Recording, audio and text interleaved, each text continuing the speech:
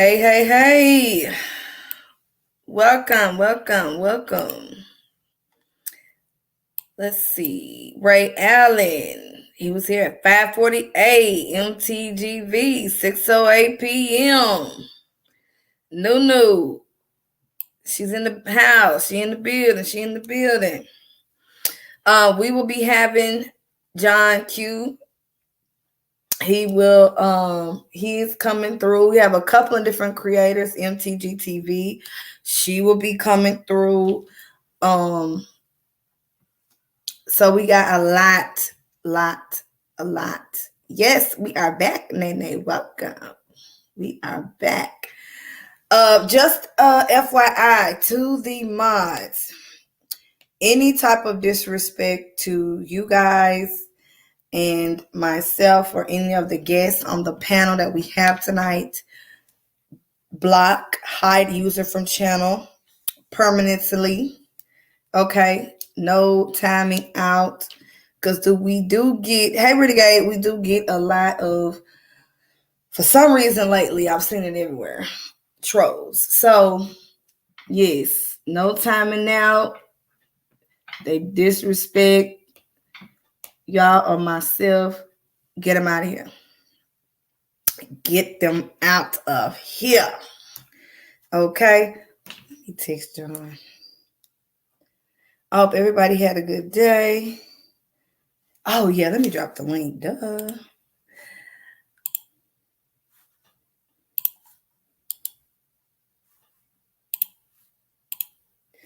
Renegade in the house. Shannon Georgia Peach in the house. Y'all are in the house. Welcome. So, I know John wants to get into the locale. So when he comes, he has mapped out where everything is. The location from the body where Jelani Day was found. Then you also have the location from the clothes that the two girls found. We got that.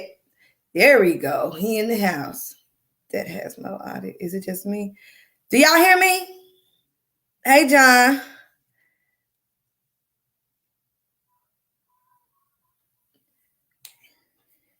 Let me know if y'all can hear me. Liplock said there is no audio. I want to make sure we got audio.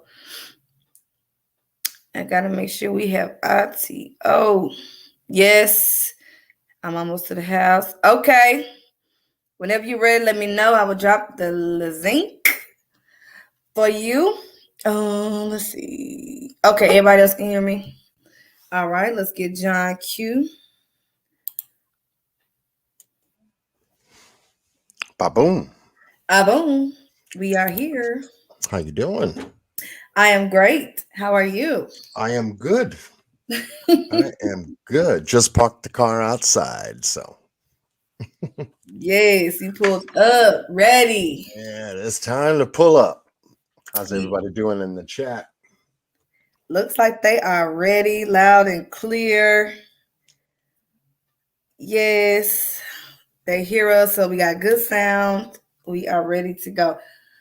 So I dropped the link. Let me know, y'all, when MTGV come in, because I know she wants to share some things and insight on Jelani Day. Y'all let me know when Obsidian, let me know when you're ready.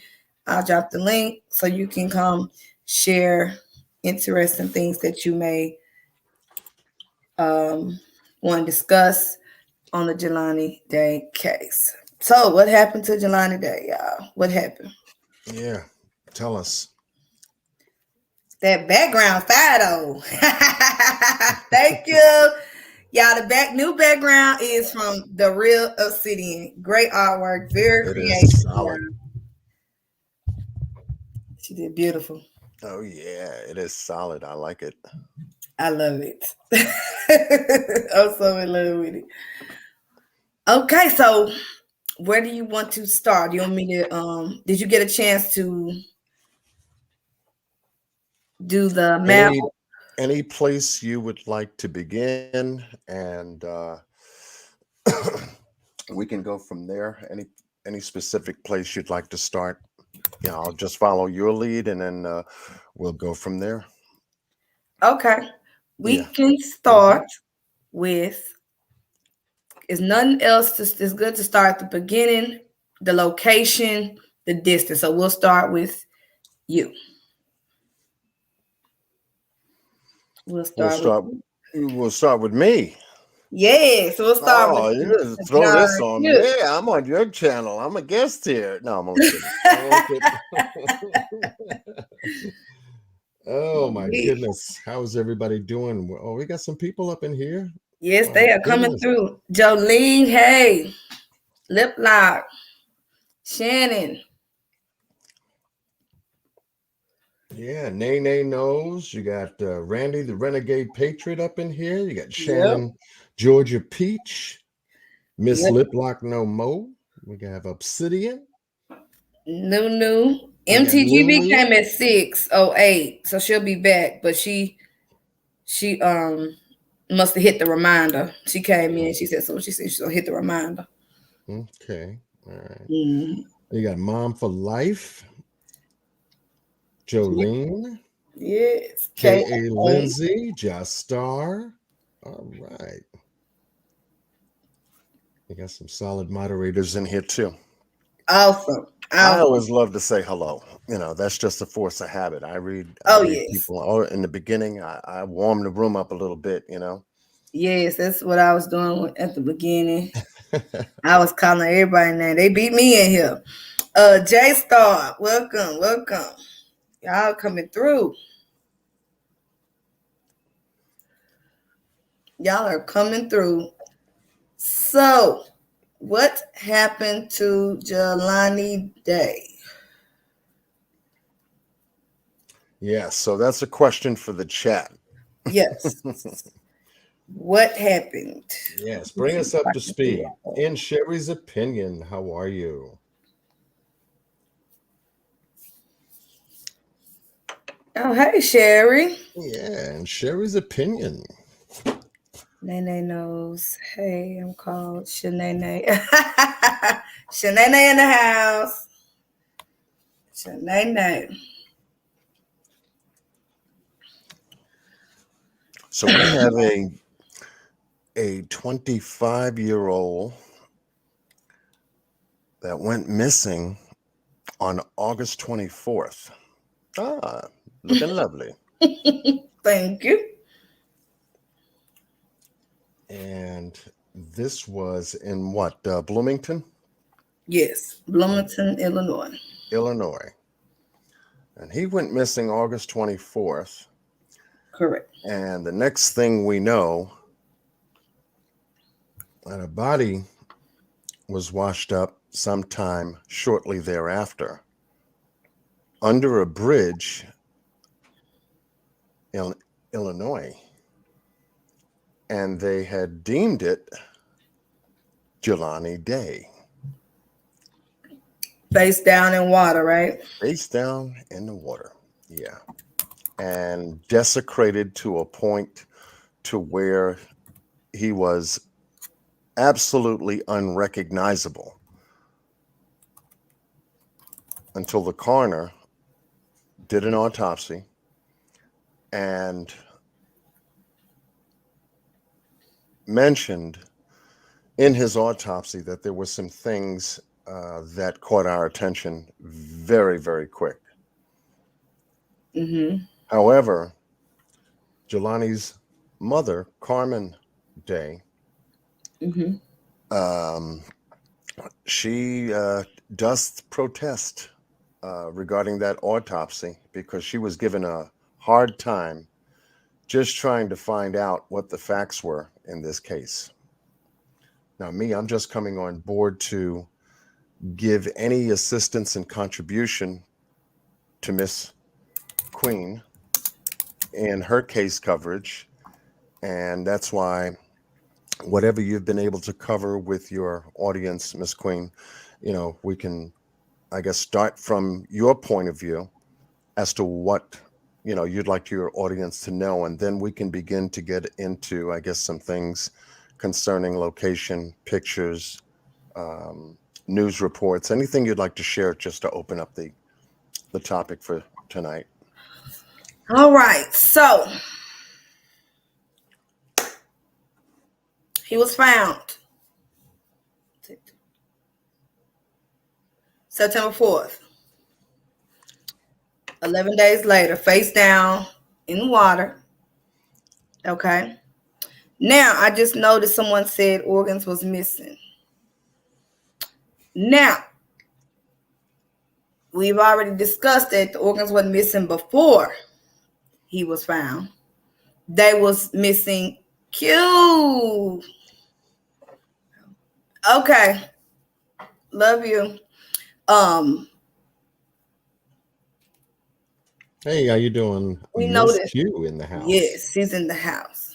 She working. I know she working. She's Yeah. been working like crazy. Mm-hmm. The organs, we realized the organs were missing second autopsy. Second autopsy. Second Okay. autopsy, you guys. Okay. So the organs wasn't missing before. It was the second coroner or pathologist, let's say pathologist, the second pathologist said he did not receive all of Jelani, he did not see all the body parts, and he did not see all of the organs. So the coroner, the state who did the first autopsy, said they was mush, they was damaged. They were liquefied. Right. Mm-hmm. That's what they said. So it wasn't that they was missing before. No. And also Carmen came out and said, no, this not an organ harvesting situation. No, this was after the fact. Okay, this was after the fact. Now, the state, a lot of red flags. I've talked about it before. Most of y'all know we have talked about it. The state is a lot of red flags with him because he did a lot of things to Jelani's body that was uncalled for, as far as sawing off the jawbone. Okay, he did that. I question that. That's also in the articles that we have went over. He said he had to take the femur out for DNA. You don't have to take a femur out for DNA. Okay, you don't have to do that. Mm-hmm. Wow. Yes. Then there was also issues with the chemical of why it took so long. So the state had Jelani's body for 22 days with no ID. We're waiting on Jelani to be ID'd. Okay? 22 days. And I already knew he was down there destroying Jelani. Before it came out that things was wrong, I knew it. 22 days, you had his teeth.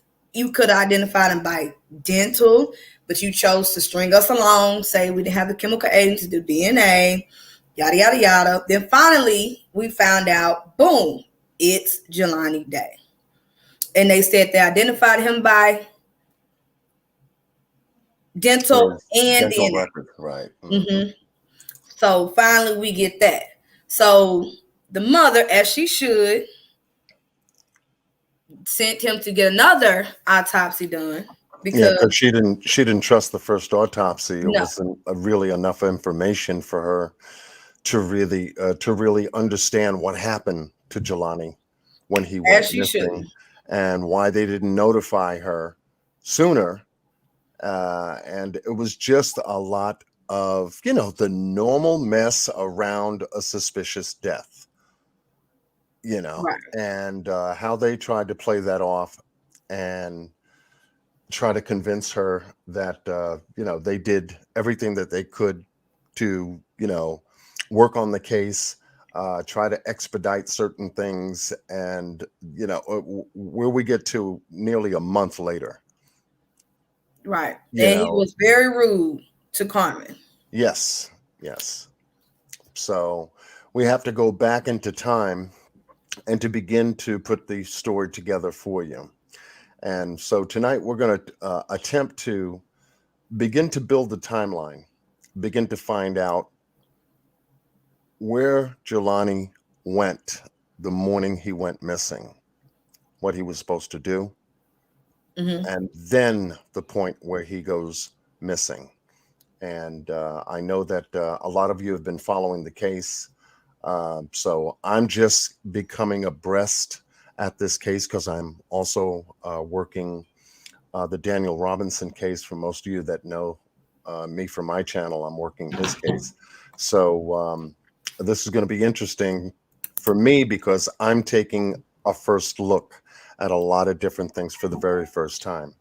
So, and I enjoy that because I start digging into things and looking at things in a very peculiar way because I'm looking for the unnatural and the unnormal. And when I do, I start to find things. Yes. Okay, so looking at it from the perspective, let's take a look. I'm going to go to screen share Okay. and you can let me know when you see my disclaimer for your channel. Because you are monetized, we want to do everything that we can to protect any kind of YouTube activity coming in your email after the live is over. Hello, you've been doing things on your channel we have to bring to your attention. Right. You had that guy John Q on, and he's notorious for showing stuff to people on his channel, and we can't touch him because he's not monetized. But since you are, you know It's how all they right. play. Yeah. So, in order to protect Miss Queen's channel tonight, we have a copyright disclaimer under Section 107 of the Copyright Act of 1976. Allowance is made for fair use for the purposes such as criticism, commentary, news, reporting, teaching, scholarship, education, and research. Fair use is a use permitted by copyright statutes that might otherwise be infringing. Nonprofit, educational, or personal use tips the balance in favor of fair use. So, what we're going to share with you tonight are some photographs, some pictures. We're going to try to get a geographical location by using Google Earth to try to pinpoint exactly what happened on August 23rd. What happened on the day that Jelani went missing? And so his activities were just a regular day for him, I guess. He was supposed to meet with one of the university professors early in the morning. He was dressed up in a blue shirt and slacks and shoes, and he was caught on video surveillance camera entering, I believe, a Starbucks to grab a coffee to begin his day. And that shot of him was caught at 7:20 a.m. He was supposed to have a meeting with this college professor. He was supposed to do a consultation on a project that they were working on together at about 9 a.m. that morning. And she had found out that he didn't make it at 9. She waited a little while, and then he didn't show up at all. So what we're going to share with you tonight is where he was at about that time, precisely at about 9:12 a.m. to 9:15 a.m. He was caught on video surveillance footage here at a place called, what is it, Beyond Hello? Yes. Real Yes. quick, Yes. he was seen on campus that morning, dressed up for a meeting. There is a photo, and I'm looking for it actually. He was seen on campus that morning, which is why I'm confused as why the professor said he did not show up because he was dressed up on it was a photo of him on ISU campus that morning before, and then he must have went home and changed, and somehow then at certain time he ended up here beyond hello, but he was on campus. I don't know why he didn't go to the meeting, but he was there. Okay. Well, this video surveillance footage was taken from inside of the dispensary in which he visited that morning. and caught him inside from this camera angle, which is most likely a 15 frame per second camera, security camera. And there are a number of other cameras located inside. There are dozens of cameras from what I've been able to research. Mm-hmm. And this is one of the cameras that caught Jelani just entering this particular area. This was, matter of fact, this particular shot was delivered to me by Randy, the Renegade Patriot, last night. And we covered a little bit of this photograph that you see here before you. And it Mm-hmm. looks like Jelani is looking up at the camera here, or what I'm looking at to appear to be someone who is called Jelani Day here. And I say that for a reason, and I'll explain why as we proceed. But here we studied him looking directly up at the camera, giving the impression that he knows he's not supposed to be there. But from what is out there in terms of information, he was supposed to be going here for someone else, not for himself. He's wearing a Detroit Lions cap, which I was able to find out what the logo was. He's wearing a Jimi Hendrix shirt. Mm-hmm. He's wearing a pair of what appears to be white shorts. Mm-hmm. Also, looks like, I don't know if those are Air Jordans or not, but sneakers. Look like Air Force Ones. Yeah, Nike Air Force. Force, right. Air Jordans, Mhm. Air Force. I knew it was an air in there somewhere. I And love my tennis shoes. Mhm. anytime you enter a dispensary, from what I've been told, um, I don't, I don't visit dispensaries, not here in New York anyway. Um, they ID you to make sure that you're of age, that they record anything that you're there to purchase as a matter of policy. You have a security team that's located on the premises, and I think it's Tri-Stone Security. They have 2 personnels, 3 shifts, 7 a.m. to 3 p.m., 3 p.m. to 11, and so on and so forth. And there are 2 security personnel on site during the 7 to 3 p.m. shifts. One security guard sits behind watching the monitors. The other is a floating security guard that steps in and out of the facility here at the Beyond Hello dispensary site. Mhm.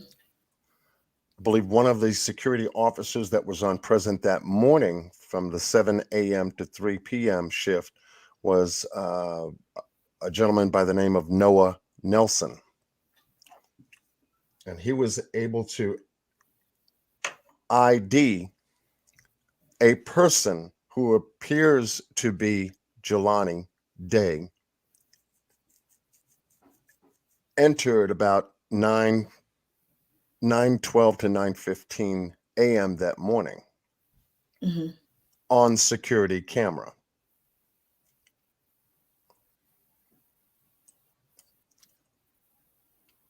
We see him come in, according to the security surveillance footage that was posted out there on social media through the mainstream media, and what appears of him leaving the facility. How he got there, whether he drove, whether he walked. Well, I was able to, let me see if I can find that so we It should can be a talk photo about of it. his car. He drove. Okay, let's see if Yeah. I can find it. There we go. There you That's go. the photo. Mhm.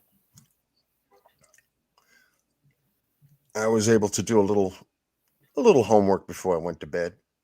You're A doing little great. homework. A little homework. Here we have a clear picture of what appears to be Jelani Day entering the dispensary at about 9:15 a.m. that morning. I'll just say 9:15. Let's put it there. His car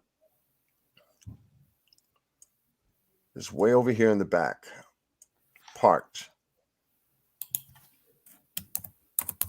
Now, it was said by one of the security personnel, I believe the account executive to Tristone Security, had made a report to say that this particular area is for patron parking, as opposed to parking directly here in the front where there are handicap parking sticker signs on the ground. Mm-hmm. So since Jelani um, wasn't handicapped, obviously he parked in the patron parking. And this is pretty early in the morning because, as you can see, his car is the only one that's sitting back there alone. Whether Right. someone was in this car during the time he entered the dispensary, we're not sure of. I tried to get as best a shot as possible to see if that passenger side window was open, but I really couldn't tell whether it was open or not. Since he's Yeah, you wearing can't tell. shorts and you have an air conditioned car, why have the window open? I tried to Mm-hmm. look inside to see if there was any heads or any physical person still sitting in the car waiting for him as he entered the dispensary to make the cannabis purchase. Hey y'all. Hey, Hey, Hey chat. hey, y'all. I'm listening. I'm listening. I want to interrupt. I'm a little late. I was early. I was too early, and now I'm late. But I'm listening. no, You you are were early. welcome. The first one counts. The first one counts. Mm-hmm. Okay, good. Welcome, welcome. Okay. So, what I wanted to show you, if we can get to it, I have these all jumbled up here. This is a car.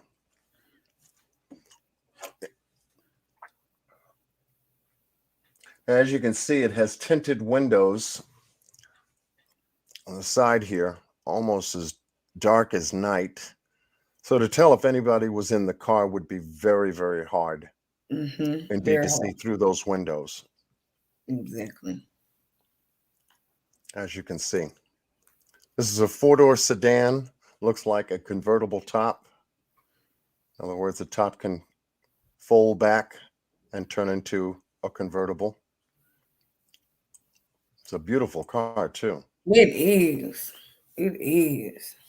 I think I'm not sure if it's a GMC or It's a Chrysler. Chrysler. It's a Chrysler. Chrysler, yeah, okay. And it was stated that when the car was found, it had no license plates on it. Mm-hmm. Okay. But as you can see here, the front windshield has to be clear. Of course, you know, the law permits tinted windows on certain cars and certain tints on cars. They have regulations on tints. Yes. Okay. But you'll always have a clear front windshield, clear back windshield. But here, we have a very dark tint, almost like a limousine, even darker than a limousine tint, it appears Yeah, to in the be. back. Mm-hmm. Okay. And so when they found his car, there was items in the back of the car we'll get to later, but his car was in good condition. There were no accidents or collisions on the car, anything that was unusual about the car when they found it, but it's how they found it and where they found it Real quick, that's still in do you question. think that's in the police custody at this photo? Could look like it's in some type of storage place. Because Yeah, people was asking that. yeah, this would be where, any evidence pertaining to a missing person, crime Okay. scene, whatever evidence that they collect, especially if it's an automobile, they'll put that in the secured facility. Okay, y'all. Whether, So the police got the car. They got yeah. because I Hmm. was asked that, and I want to make sure before I responded. Okay, great. You can keep going. Okay. So, yeah, they take the automobiles to a secure facility. They examine the car, they inspect the car, whether they did any prints, any blood tracing samples, any inspection, any DNA, anything about the car. But we know that they don't treat each case equally when it comes to a missing person. If we're talking about a homicide, this was a preliminary inspection on this car. So they're looking for drug paraphernalia, if there's any. They're looking for clothes. They're looking for any kind of empty bottle beverages, you name it. They're going to pull out that car in order to try to understand why the car was located where it was and begin to tell the story about the driver of the car based on what's in the car and in the trunk. Yeah. So So, fingerprints. They probably illuminated fingerprints, DNA. Well, that's what they're supposed to do. We don't know right, what right. they have actually done, but that's what they're supposed to do. Right. So we would have to obtain the police report based on their investigation at the time of the missing person call went through and how everything unfolded, because that's going to be in the report, which officer found what, at what time, what day, when and where, and give us some details.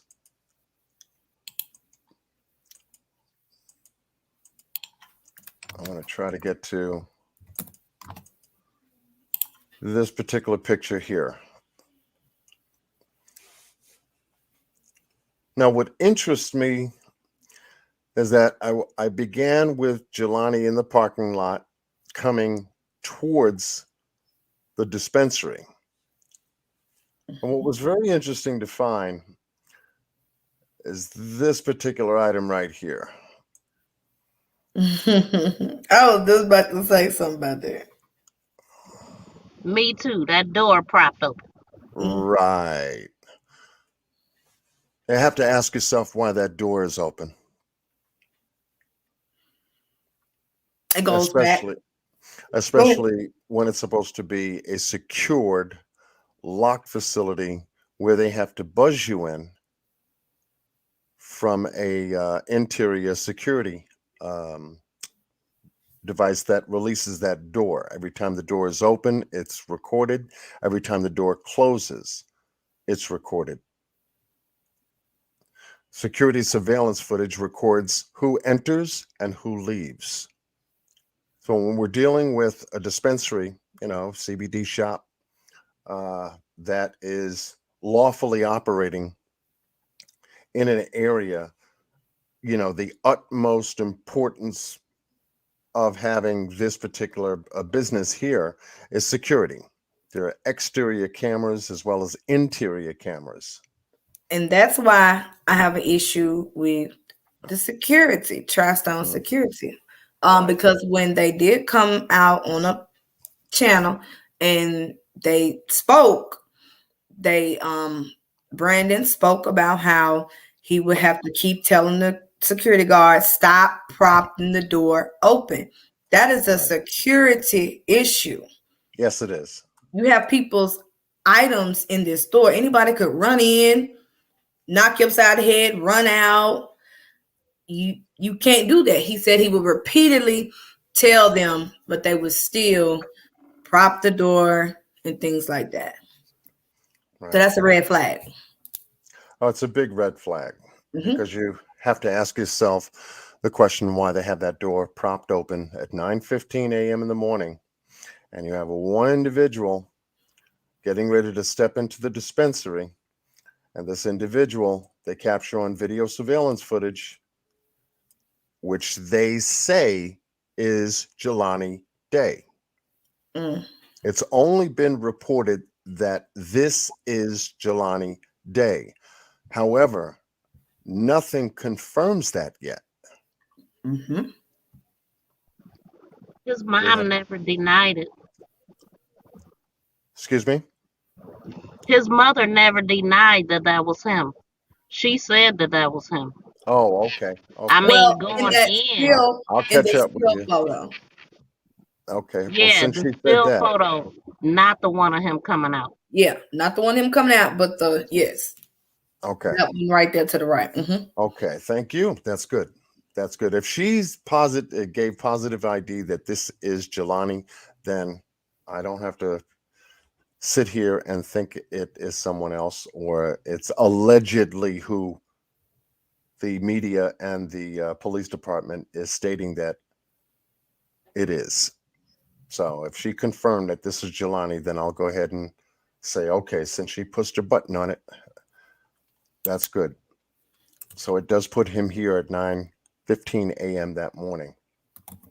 His car here at 9:15 a.m. that morning. Who he came with, whether he came with anyone, is still a mystery and is still unknown at this time. The next one is which one? So we got to look at the car, him here. Let's see what else I had here.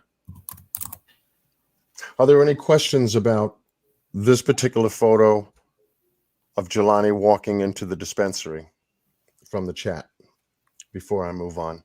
Just want to make sure that if anyone has a comment. Say again, a question about the last photo. Yeah. No, Any no. questions about the photo of Jelani coming into the dispensary from the parking lot here or here before I move on? How Crystal P says, but how do we know that footage wasn't from another day? Good question. We don't. Not the Right. one of him leaving. That's the problem. The one of him in the standstill motion, mom said that's him. We got time and date far as that. But on the new video, we have heard nothing from mom yet. And that has a lot of red flags. Let's see. Any questions about let me go up in case I missed some. Yeah. So according to this being released to the mainstream media and onto social media, they always seem to release video surveillance footage that has no timestamp, no dates recorded, just assuming everything that everybody is going to understand. Here's Jelani entering a dispensary. Here we see him walking in, and moments later he turns around and walks out. That's how they pose it. And it's never genuine, authentic video surveillance footage with a time clock that's running. You've got a date stamped on there. You have the name of the camera that's on there. You have a record light, record light that's on, things of that nature that people would see if they were looking at a video surveillance monitor. They always seems to erase that information for some reason on most of these stories coming out. And that's what keeps the mystery going. Like, nobody is going to fall for that. Right. We need the official. Like, I did see a date and a time stamp, but it didn't look like an official one from the recording. Exactly. So, and you seen it, and you talking about what? Referring to the new video or the old photo? The new video. Okay, so concerning the new video, I did see a date. It's yellow blurry. I couldn't see a time because it's yellow and blurry and it looks fake. It doesn't Well, look like. maybe I just seen the date, but it is yellow and it is blurry. Yeah, I saw the date, but I could not make out the time.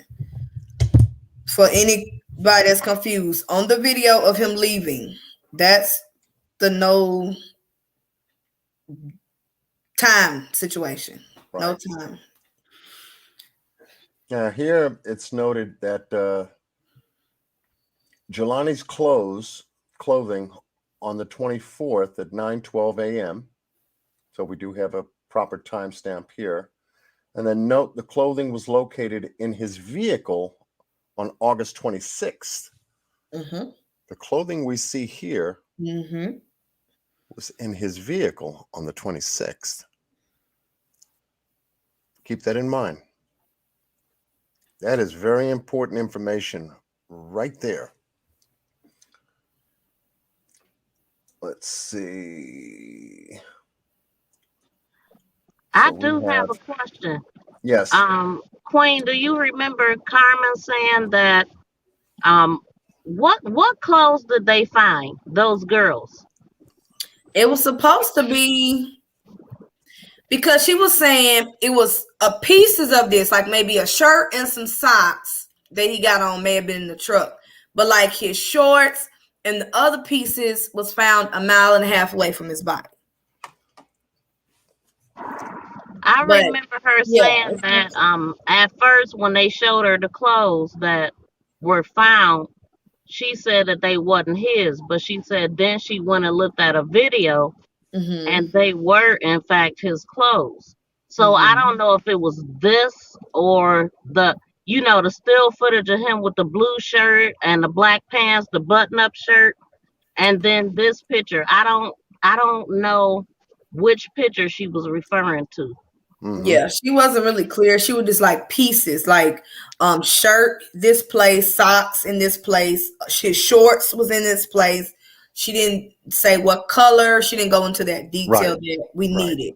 But she did say pieces was in the trunk and the other pieces was by, but she don't, we don't know which specific pieces in the Mm-hmm. color and all of that. We don't know. Okay, But good question.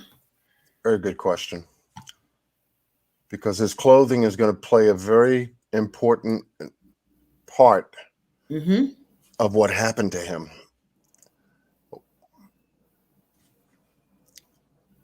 If he was supposed to have a meeting at 7:20 a.m. that morning on campus, and it was an appointed meeting, why do we see Jelani here at 9:15 a.m.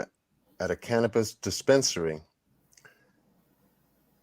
in a Jimi Hendrix t-shirt, a pair of shorts, and a Detroit Lions baseball cap? Now, did Jelani know that he was coming here and didn't want to be seen in the clothes that he was caught in at 7:20 in the morning on campus? Was he coming here for himself, or was he coming here for someone else?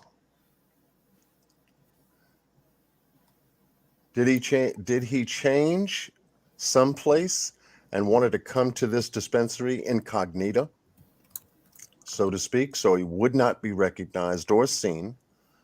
And the reason why he may have changed his clothes. So there are a number of questions I have about that, because to see him in such a short time span, we go from 7:20 to 8:20 is an hour, and then we add on about 35 to 40 minutes to that. So we have an hour and 45 minutes. We see him like, boom, change Yep, he changed. in terms of the items that he's wearing. Mm-hmm. And that's questionable. So, being that you stated that, could we be talking about maybe they found some pieces of his clothes he had on that morning when he went to school, dressed up? Yeah, let me see if I They're can. not being specific, you know? Yeah, let me see if I can brighten this up a little bit. It is a little bit dark. This is the inside of the dispensary.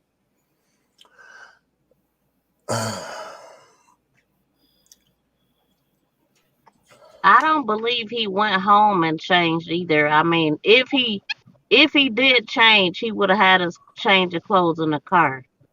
Right. It's possible when he went home, and it's possible not. But being that they finding all these different clothes, I'm thinking he already had a change of clothes in the car, like most college students do. Okay, so is that a little bit better? It's beautiful. Can Hey, everybody Penny. see that? Okay.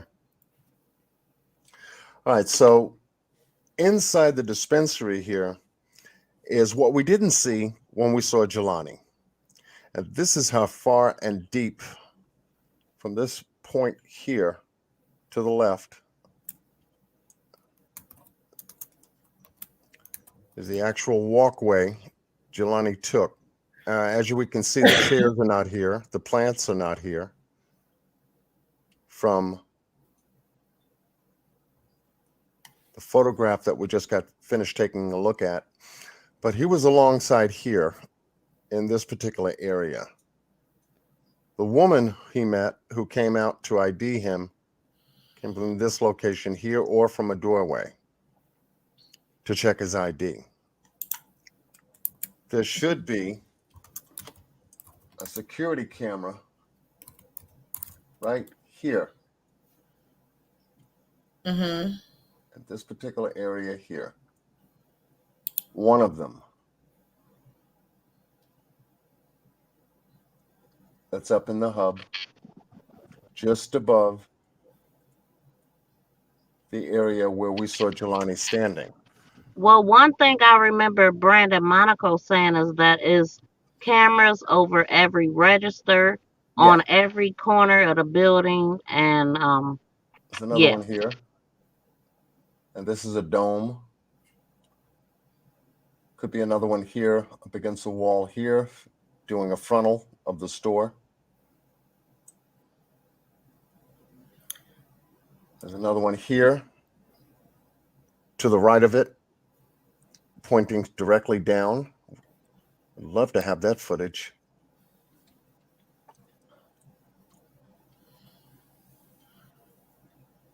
And this just gives you a general idea as to what Jelani saw when he stepped into the dispensary.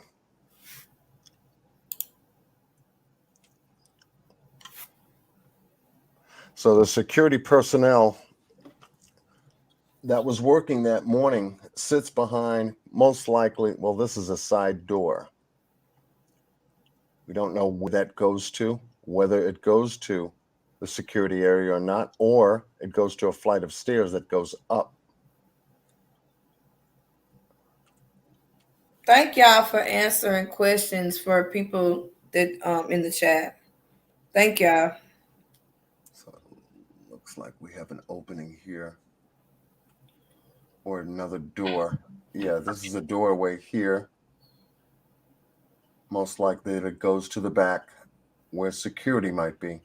It's a doorway right there where the exit sign is. There is an exit sign here.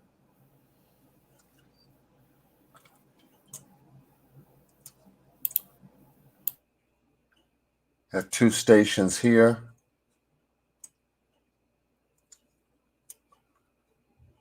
Camera there.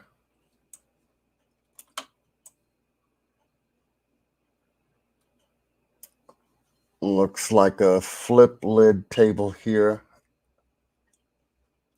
where she may have came out from around the counter in that fashion. And then the display cases here, where they have all their products. So they have you in a store in certain positions so that the camera can capture you. That's for sure. And each one of them should be able to cover both the left wall, the right wall, and the back area. And there also should be a camera. Let me see if I can find it real quick. Thank you all for joining us. See if I can find it. Yes, thank y'all for joining us. Yeah, so y'all, it's a lot of details that we aren't privy to. So some things, we don't know. But what we know for sure is what Carmen Day said. There was pieces in the trunk and pieces found by those two girls. Now, what pieces of what he has on, I don't know. because they wasn't specific. A shirt here, sock here, pants here, underwear. I even believe she said underwear was found. Yeah. So, like I said, it could have been older clothes he had in his trunk. It could have been, it's just clothes. We can't. They have to give us specifics for us to really know. But we don't have that yet. Let me go back here and let me do this. I agree, Leroy. It looks like Leroy said it looks like something happened to Jelani on the ride to the area where his body was found. Yes, or he was took there. Correct. I honestly think listening to the coroner's report or the pathologist's report will kill all the questions. They haven't heard it? What do you mean? By with the second one? Yeah, Dr. James Bryant. Oh my God, that was crazy. Oh yeah. I can find that again. I Here it is. think I did a live about it. I even talked about it. We went over it. And it was what I suspect as far as him tampering with the body and him hiding and covering up evidence. He overly did things that he didn't have no reason to do. Why would you do that? You would do that when you're trying to hide or cover up. Deliberately degraded this young man. And it's like, for what?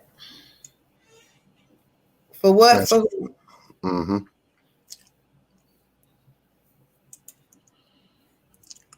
This is extremely narrow. I'm just looking for consistencies of what I see on one photo concerning the other photos here.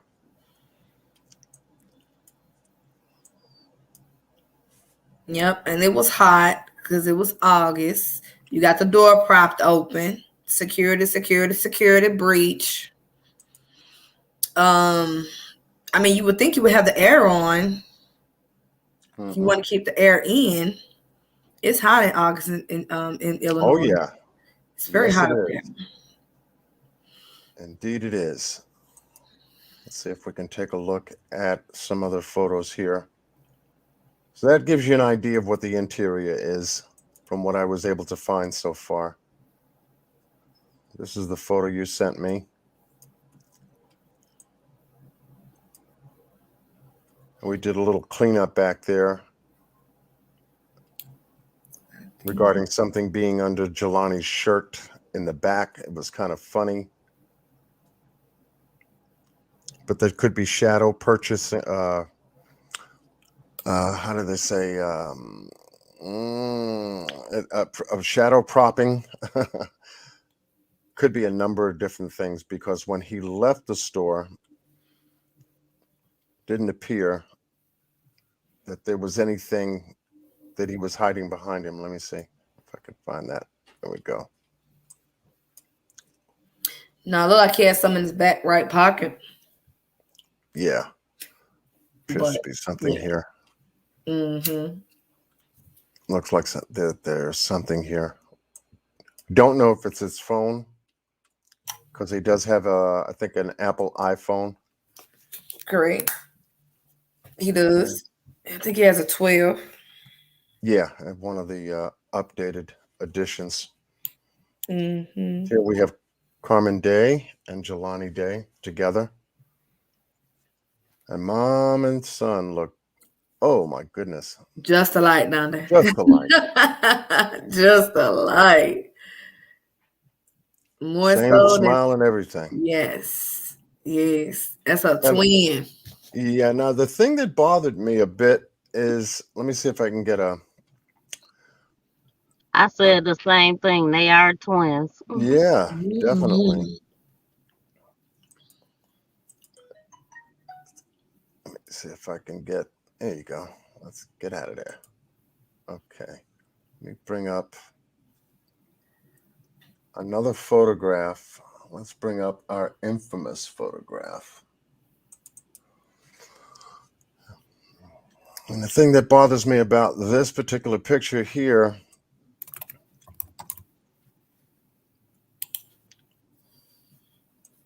and I want everyone to see it versus this picture here. He does. He looks different. I don't Yes. Yes. I want everyone to study his facial features in both these photographs. And you tell me if that's the same person.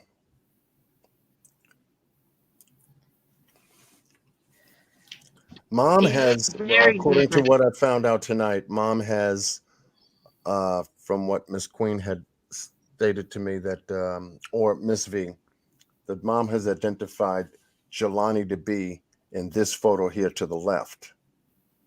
And many of the pictures that I have of him that are from to the right bothers me. Yeah. Like maybe But something was. Go ahead. more than anything, Mom never denied that that was him. She Hmm. would have been said that. And then she did, say that, the pictures he had, I had to look at the video of him in the clothes he had, and yeah, those were his clothes. And that's why I was asking which set of clothes was she talking about.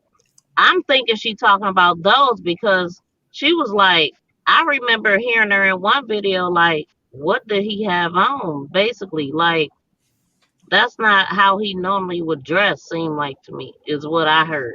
Hmm. But You don't think so either, Penny? Okay. Uh, Question for the chat. That's a good Do you question. think that this is Jelani Day in these photos? Well, the photo to the left with the baseball cap on. Do you think that these are the same person? One for yes, two for no. And this is what's been bothering me about this so far. He was more fit on the photos on the right. Before when he graduated from A&M, Hmm. he was more fit. He was more buff. He was toned. This to the left, him recently, he looks so skinny and Yeah. so like something is bothering him. Like something is going on. Something is wrong. Let me see if I can. Let's see if we can increase the value here a little bit. I get it. We change. Our bodies go through a lot of change, stress. We can shed pounds. We cannot work out for a while. I understand life, I'll try but to get a I mean, does your nose change? Do your ears change? close up. I don't. I Yeah, don't. that's a side shot. I want to try to get a frontal shot so that we Yeah. can look at 1, 2, 3, 4. Come on. Well, I can grab this one.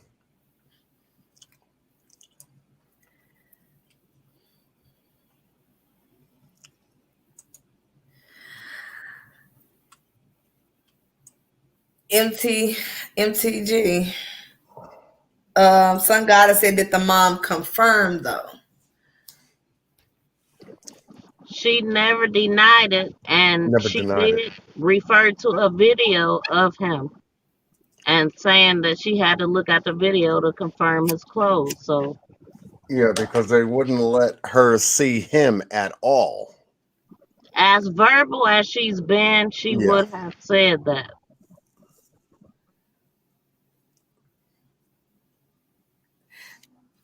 I'm just having a hard time because Jelani, according to this picture here, has a very broad and wide nose, Mm-hmm. as opposed to this picture here, where we're getting a lot of shadow from an overhead light just above his head, probably at an acute angle of about 15 to 20 degrees, which is giving light shadow on top of him. And Yeah. it's either doing one or two things. The shadow is distorting where we cannot see all of his nose like we see it here. And this is in outdoor sunlight with the shadow draping down his face almost at the same angle. And Yeah, I'm it's the saying, nose. where is his nose in this picture compared to his nose and other clear pictures. Right. I think the ears are the same. It's the nose for me. Yeah. So I don't know if this has been. And I think it's a close up versus a real far away picture Right. zoomed in. Yeah. I mean, there That's are many distorted. different variations compared to, both these pictures, though. But I'm saying, wait a minute. His face here looks a bit thinner. His cheeks are not too pronounced as they are here. Mm-hmm. I tried to check his eyes, but the ball cap over here shades it from me from actually taking a look at both eyes, as we see here. Mm-hmm. So I wanted everybody to see that one. Let me see what other item I wanted to share and show. And I also think we need to take into account that Miss Day, she don't even know what to believe. Yeah. She says she don't even know if that's her son in the ground. So yeah, she knows, but then she really don't know. She's trying to figure out what is this her son. That's why she's going through so many autopsies and pathologists. She Right. wants confirmation. Right. She does not really know. Right. She wants to be absolutely positively sure. Right. And to have her go through 3 autopsies because the first one was not made clear to her at all. Correct. And one of the things about the autopsy that calls foul play for me is what she said in a news report concerning his genitals. Yes. And then I had to look up the word because I've never seen it before.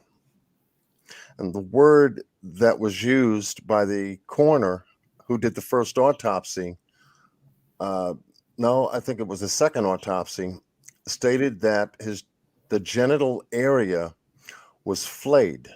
Correct. If you look up that word, it will shock you.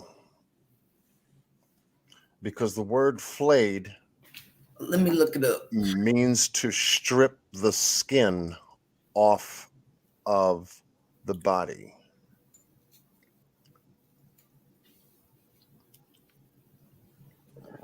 Well, his entire body had no skin. The pathologist said he couldn't tell if the person was black or white, male or female, anything. So the thing is, if we go back a little bit, let's go back a little bit. Let's go to the second autopsy where that person confirmed he didn't get all of Jelani, body parts was missing, organs was not there. Okay, which raised questions for the coroner, the state who first had his body. Now he did say it was flayed. Now the first thought to me is, because they did say he was found face down. I'm thinking, okay, was he naked in there? Because we know aquatic creatures do their thing. Mm-hmm. So flayed, okay, the skin, okay, I can possibly see that.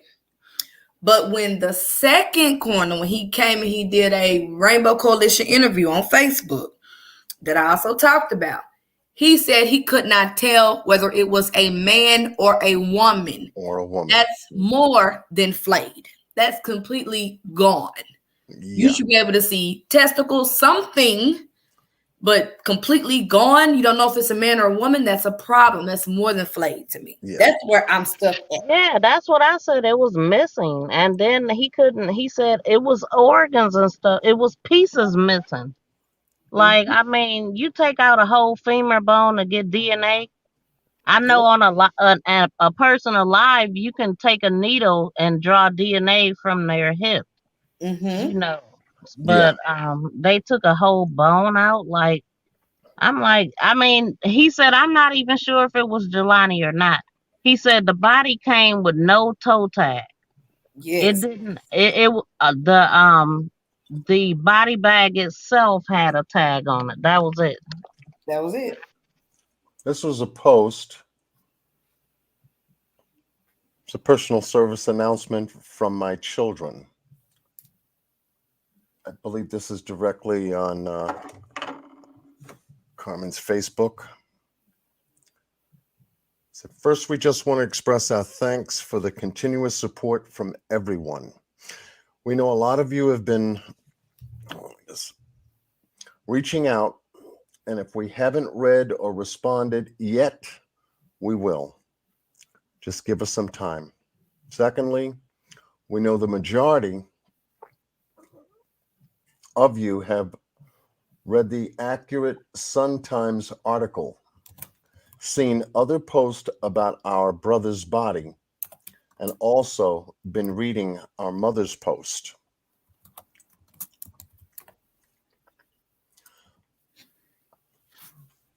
Our mom is trying to focus on one thing, and that is who murdered our brother. She has been doing an amazing job. As far as the body, there are things that are missing that we do not have an accurate explanation as to why they are missing. We also have questions as to why the first autopsy result differs with the second autopsy result. Per the second autopsy, the pathologist didn't have all the body parts / organs for the body they identified as our brother Jelani Day. Also, according to the second autopsy, the pathologist was confused as to why the first pathologist did what he did to our brother's body to perform the autopsy itself. Furthermore, the second pathologist was confused as to why he didn't have the whole body. And we are under the impression that the state lab still has body parts in their possession. Also, there are major organs that are damaged, or in other words, mushed or liquefied and liquefied. Mm-hmm.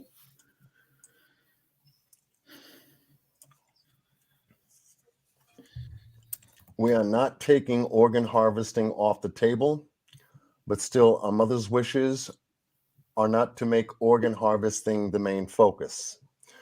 We are unsure if the whole body was there, so this is why we didn't do a burial. This is why we are in the process of getting a third autopsy done due to the numerous amounts of conflicting information from the first and second autopsy.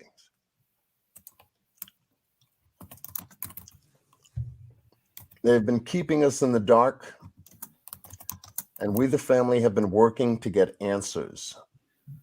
Due to the distrust, this is why we suspect foul play of the LaSalle County Coroner, LaSalle Sheriff's Office, LaSalle PD, Peru PD, and Bloomington Police Department. For these reasons, this is why we want / need the FBI involved as well. Thank you for your understanding, and please respect our family's privacy and wishes by not contacting our mom with your questions. Please give her time to breathe, think, and sleep. Thank you again. God bless. #Justice for Jelani Day. Yes, there was a casket. They did they did a memorial, they did a funeral. They just didn't, he was still, they didn't bury him yet, basically, because they were still getting other autopsies done. Mm-hmm. But I'm sure they can resume it and put them in there when they're done.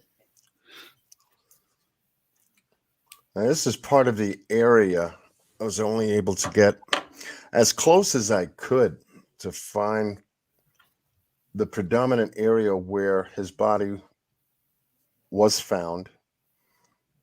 And it was on the south, I think it's on the southeast corner of the Chicago River. That bends around, that goes out more toward the ocean after you pass several bridges. See if I can find it. Okay, here it is. This is the area to the southeast of the metropolitan area. Right off the bridge here is where they stated that Jelani's body was found. Either nudged up from the current, up brushing up upon the side of the rocks here. There are rocks on the borders here, just directly under the bridge. And so I'm thinking, how does he get here? Where did he enter the water? I'm looking for that spot. Why would he go into an area like this after going to the dispensary? Was he with someone? Did he meet someone? And then he was taken. Was he set up? Was he set up maybe by the person he went to the dispensary for, just to get him there to do a delivery for them in order to get him? So I have a lot of questions pertaining to that. Who was he meeting after he left the dispensary? Let me see if I have that other picture. I wondered that too, if he was known to, indulge. Now, Peru is 60 miles north of Bloomington. They say that this is a what did you say, Miss Queen? Sundown. Sundown town. Now, for most folks that know what that is, that's some serious business right there. Sundown town means any person of color is not welcome after sundown in a specific area. This area was also known for its, let's just say, its racial attitudes towards people. I don't know what the population of it is. I'll be able to dig into that a little bit more. But I did notice something, and it's not to say, 0.1% or something like that. yeah, it's not to startle anyone, and it's not to convince anyone, but I noticed that this is a highly, highly, highly, let's just say, invested area based on the signs posted here. A lot of you may know what these signs are. Kiwanis is in this area.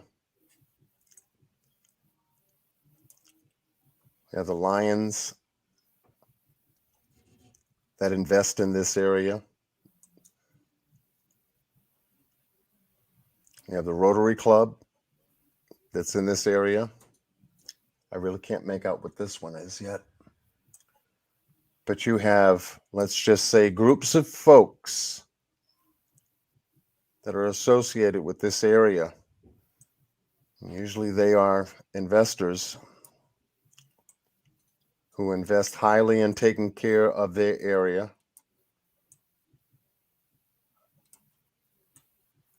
As well as these folks here, ancient Masons.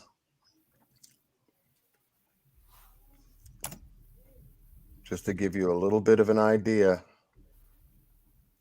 of the folks that live here in Peru. 60 miles north of Bloomington. Why would Jelani want to come here? Another question. What would make him drive 60 miles on the day he went missing, north far away from where he was supposed to be. And mom said he has no ties there. She don't know. He don't know that place like that. Right.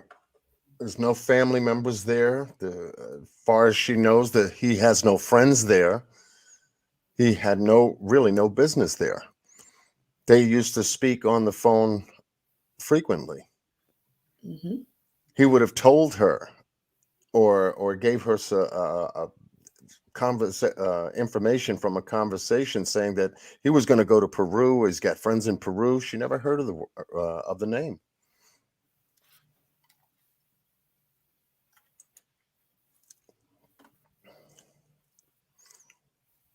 Yes, that's a question. Was he already hurt or injured or deceased and somebody was driving his car there, or did he drive his car there? Right. I mean, that's a good question. That's a good question. Or was Jelani dead already and someone drove his car there and left it? Yep. Now, the thing that points to foul play to me is that that's what happened. Mm-hmm. Because you don't pull license plates off the car that you're not going to drive anymore. Well, that's what you do if you're not going to drive it anymore. But you have to say, why would Jelani go 60 miles north to Peru, take his license off the car, and then end up dead 60 miles south? So he had to have been dead before that car ended up ditched. That tells me that there is another individual or individuals that are involved in this. Definitely. Let's go ahead. Do you want to go ahead and knock out suicide theory? Yes. Let's go ahead and knock that out. Yeah, only because only because of the car's location and where his wallet was found and where his phone was found. And lanyard and wallet. Mm-hmm. And I'm wondering to this day if, and maybe only the family knows this, maybe they don't, I'm not sure, whether he had his car keys in his pocket.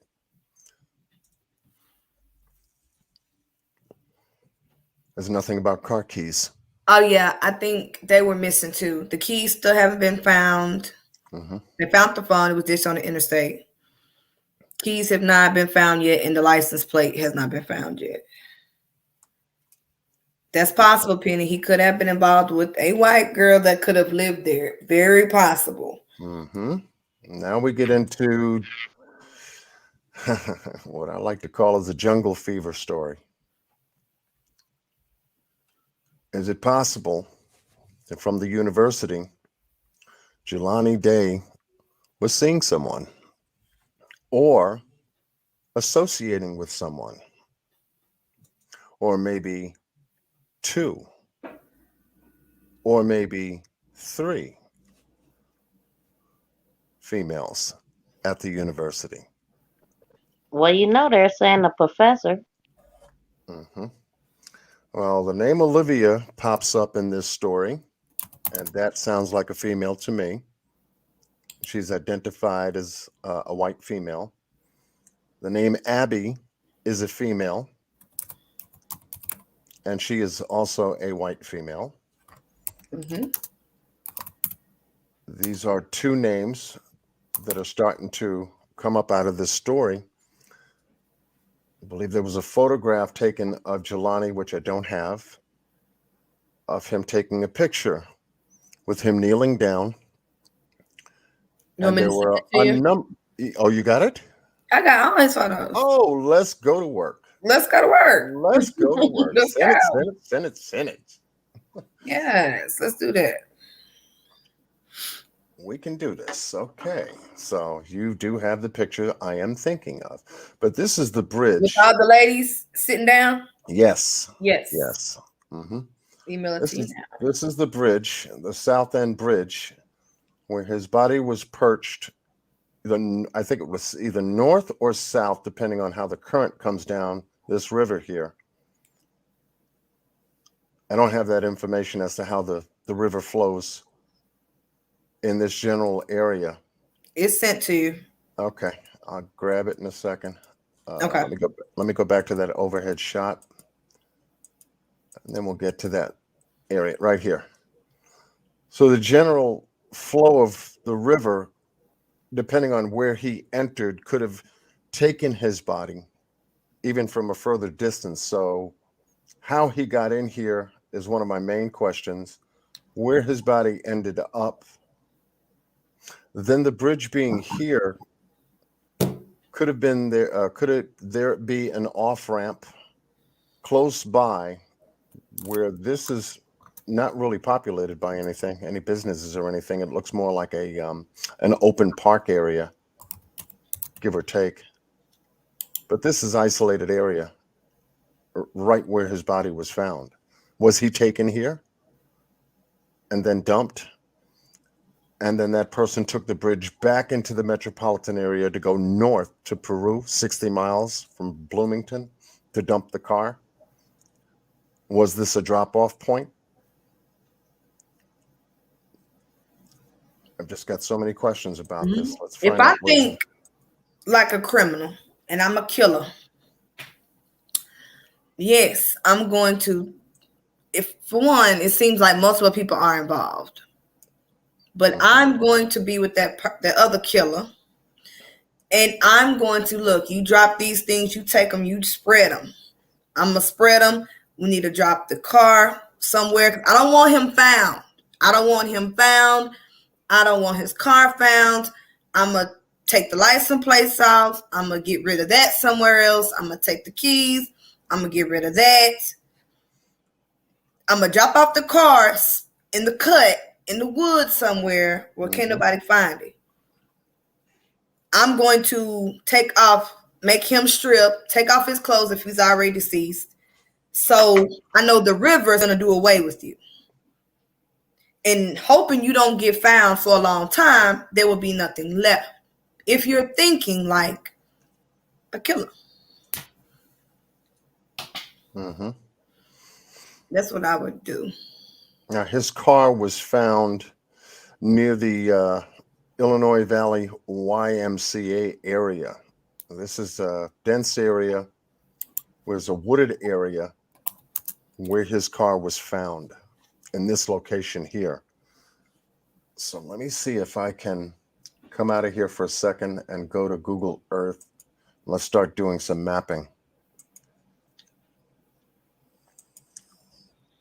I'm going to come out of screen share just for a moment. Ooh, okay, Penny. What did Penny say? I didn't even She look said down she'll there. run the names. She'll run the names. Yeah, Olivia, Abby, and there's another female. Abby Collins. Abby Collins, one. That's the redhead that worked at the Beyond Hello, where he was last seen alive. So that's a good one. I would like to see what that comes up of her. Then it's what is that? It was Olivia, and I have it somewhere. 1 second. Okay.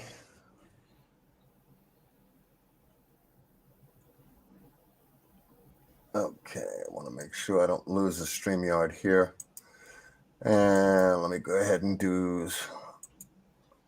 we're going to pop out of here in a second, go to Google Earth and take a look at something I was able to find. Let me know when you see that. Yes, Ashlyn Skeeters. Thank you, LaKendra. Ashlyn Skeeters is one of them. And then it was Olivia. Look, I'm having to look at my own stuff. Ashlyn, okay. That name starts to ring a bell to me.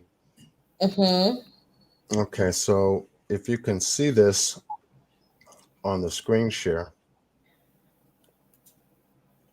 I don't know if it popped up yet. Okay. Let me know when you see it. You see it? It's up there. Can you see it? Okay. Okay, I got it now. Okay. when I went to try to get more information as to the location of the dispensary, I noticed when we zoom in where the dispensary is supposed to be, this is what we get for some strange reason. Where you see that little red balloon.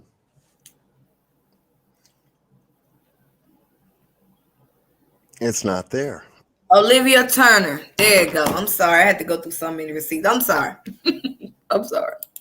Go ahead. I'm sorry. Olivia Turner. Okay. No, that's okay. Okay, yeah, Miss Penny said that email me first and last names and a city and state, and she'll email the files. Okay. Gotcha. But here, okay, so here is where the dispensary would be. It would give me an idea of how wide the parking lot is, how big the dispensary is, its entry and exit points, and would I be able to try to locate? Well, let me see if I can do it here. Just bear with me, folks. This is how we get to take a look at. If I can do this.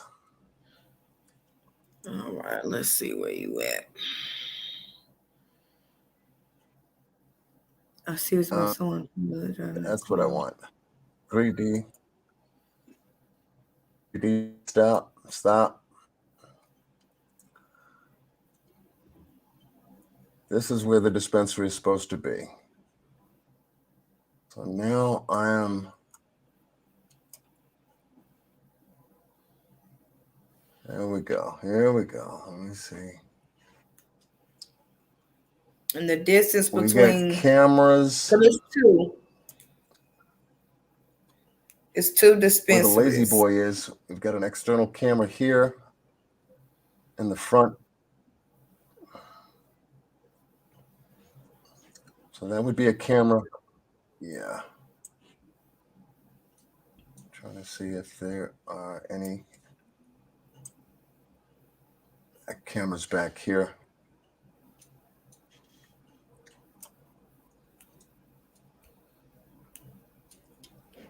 Okay, looks like a camera post here. So the lazy boy right next door would have external cameras around the perimeter of the building because that would make sense for security purposes. Let me see if I can turn this around again. So they've got to get video surveillance footage off of the lazy boy.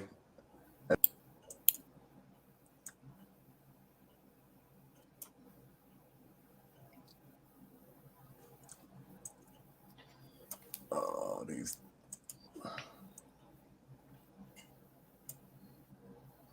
Okay, the next one up is a parking to this building here.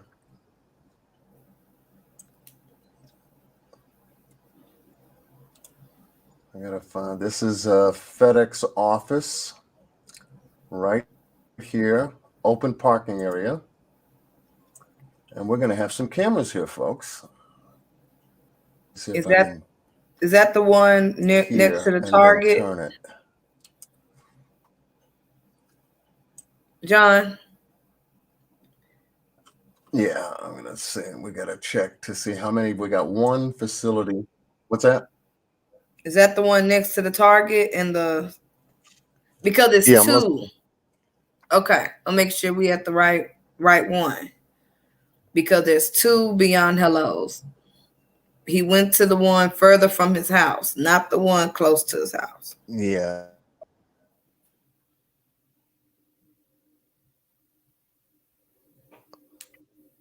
Oh, okay. Do you have an address for that? If you can. Okay. Can hear Okay. Me. This thing is still buffering. Okay, I hear you now. So I got 1515 North Veterans Parkway. Is that the one you got pulled up? 15. Let's see. 15, 1550 15. What? North Veterans Parkway.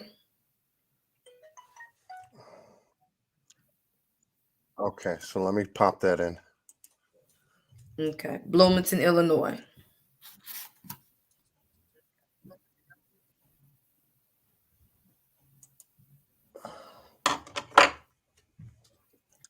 $15.15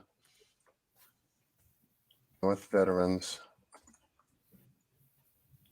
Parkway. Parkway.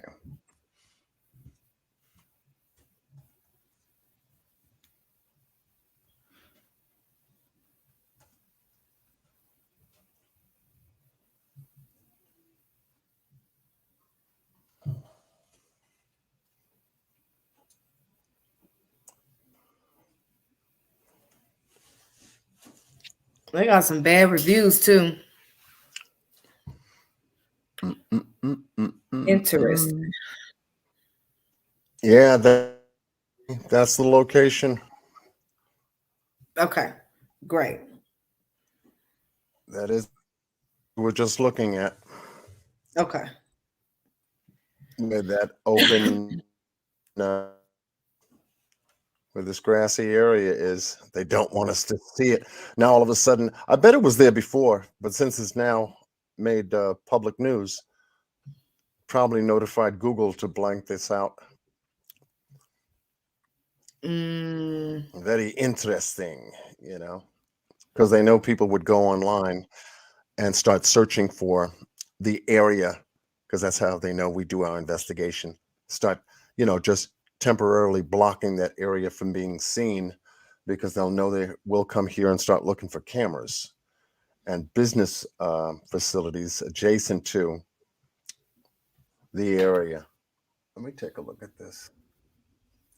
Let me go here. Go ahead. Go ahead. Go ahead. All the way down.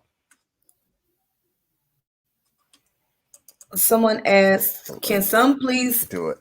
Someone asked why it's coming out the same door. Nope. I gotta find a general layer and get down on the ground. You normally come in the door that you're leaving out of. I would assume the side door is for the employees, not customers. I would assume you would go in the door you entered in. You would go out that same door. Right. That's what I would do. Come on.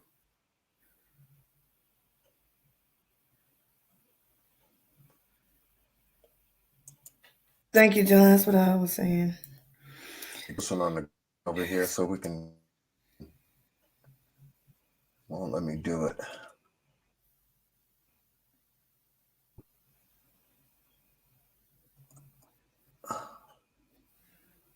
Everybody has their own opinion. Giordano's Pizza. On who he was sleeping with. None of that's fact, it's theory. So it's okay if someone, thinks something else. It's okay. Because we don't know who he was sleeping with, who his girl was with. We don't know. So it's cool. We don't all have to think the same.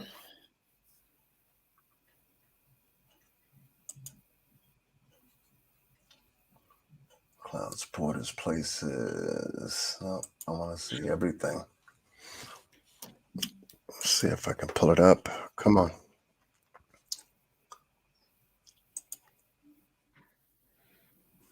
All right.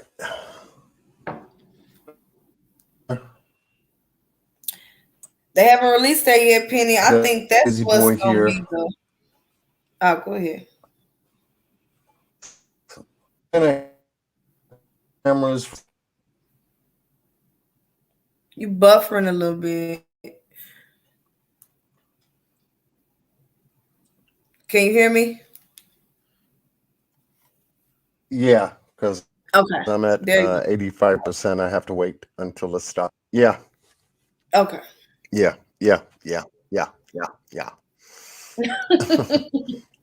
Penny, to answer your question. The street here. They have not.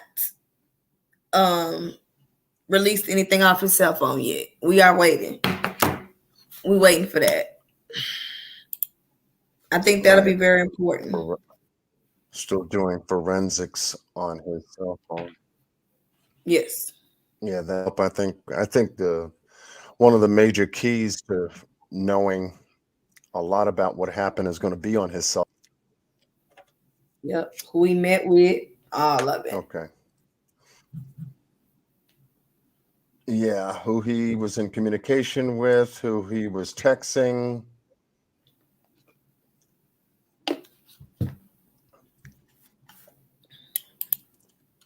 I wanted folks to absolutely see a area where this Beyond Hello location is and what's beside it on both sides. What's across the street? We've got Family Friendly Bob Evans. We've got Reed Sporting Good over here to the left.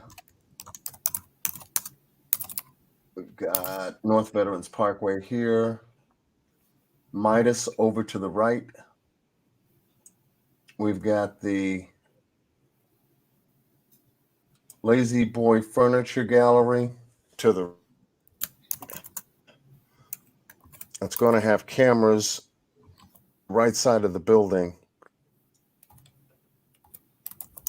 The Fed office place thing because it has a parking facility behind it. Let me go over here.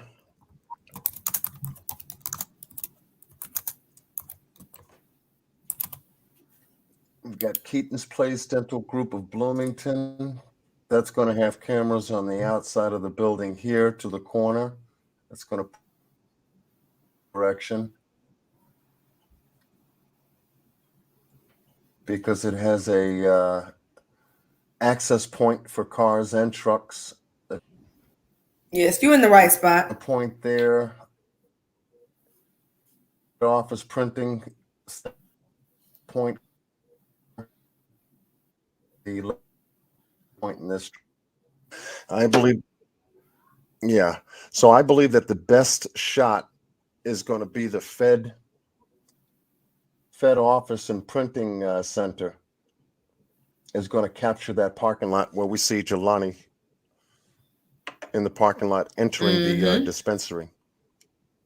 So that's going to be some good video footage if it's been captured and they're examining it. But it's interesting. Not there. Everybody else's business, isn't that interesting? So Google may have a block on it.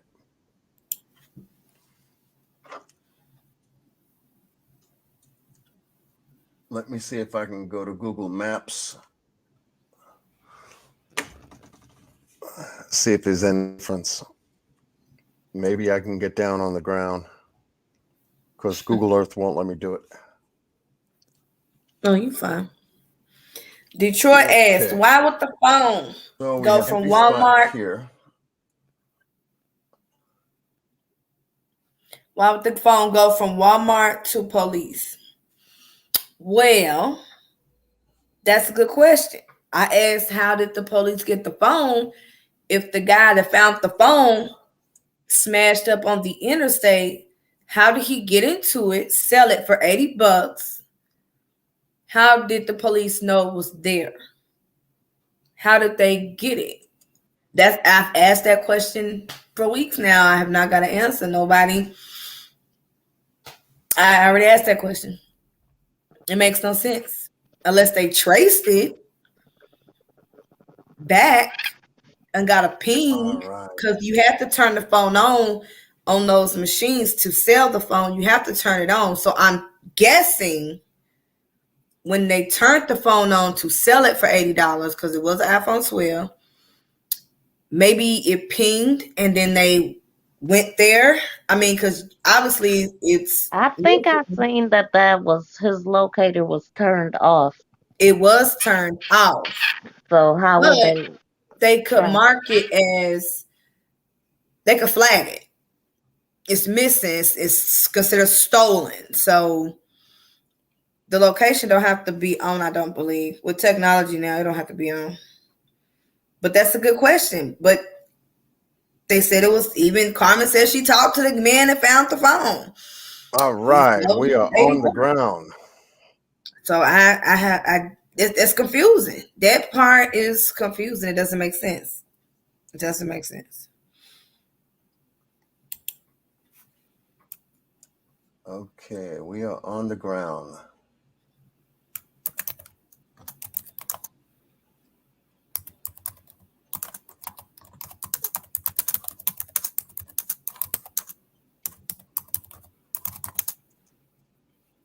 Yeah.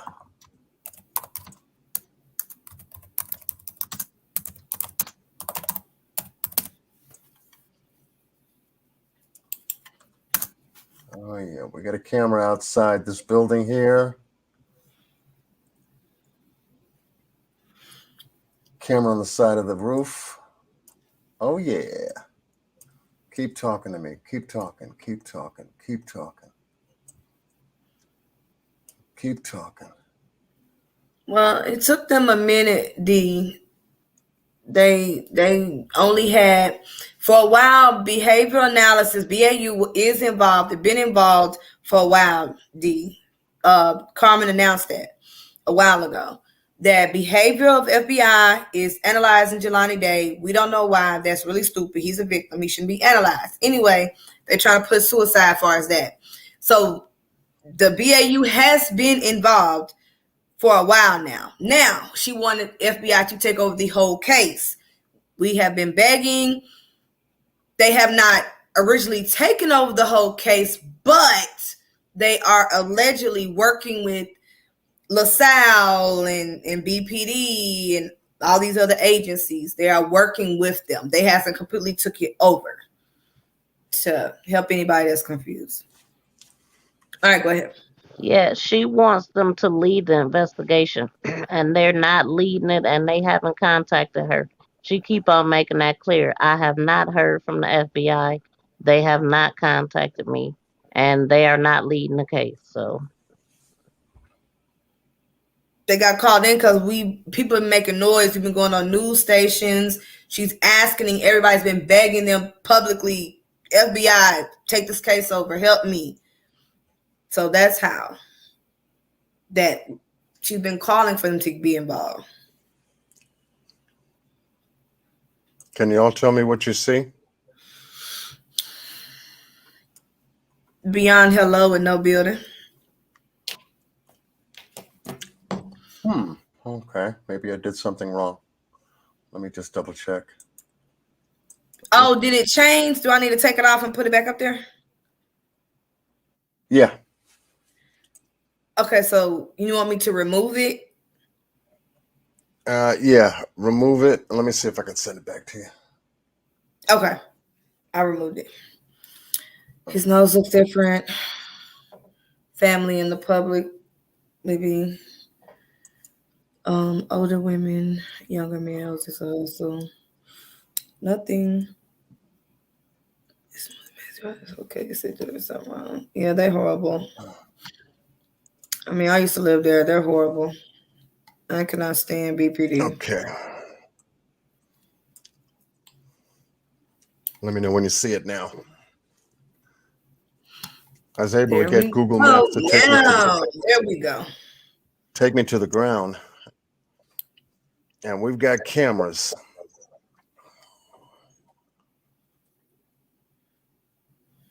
Oh, this is general location. I didn't mean to do that.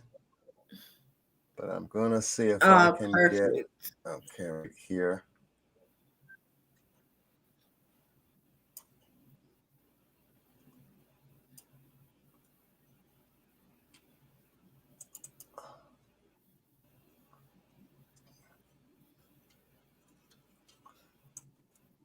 This is an access. It should go on the ground again. 3D.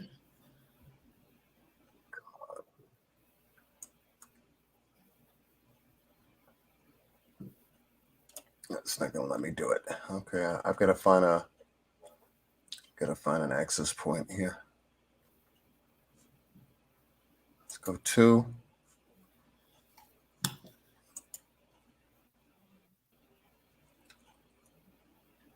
Okay.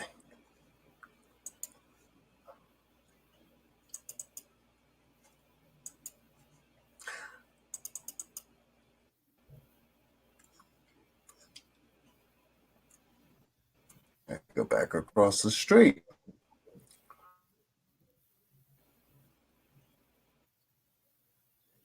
And right here, come and let me on Keaton's place, please. All right. We're back.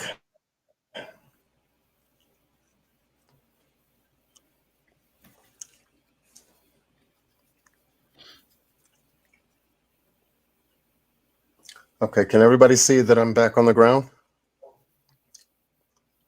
Yes, I see you on the Okay, ground. so it says we can go this way.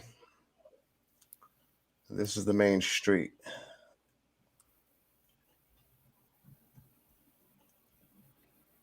And if I turn around, we've got zoom, zoom.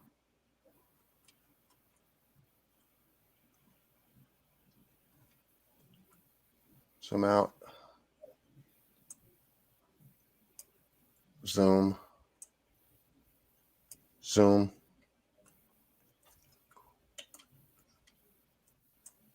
Come on.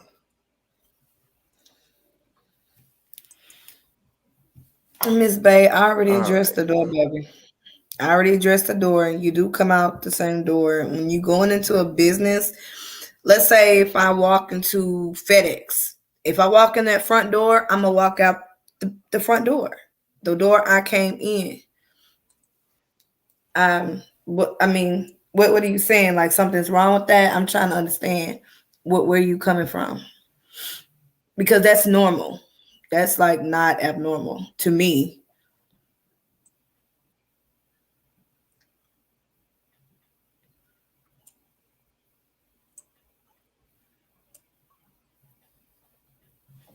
Like, what There's did the you camera what there. him come out the back door? I'm confused. Yeah, the way the building is situated, there is one door outside of the main entrance. There is a side door to the Outside building. door. And it is an access point. It's the only access point. I believe it wasn't Noah Nelson. It was the other gentleman. Noah Yeah, the Nelson side is door. one of the security personnel that was working there that morning. When then we have the account executive, Monocle, Mm-hmm. Monical, last name, Mm-hmm. Monocle. Brandon, first name. Gotcha. Okay. And he's the account executive for TriStone Security, who is responsible for posting security officers there at the site at Beyond Hello. They have 3 rotating shifts. There's a 7 to 3, there's a 3 to 11, and then there's 11 to 7.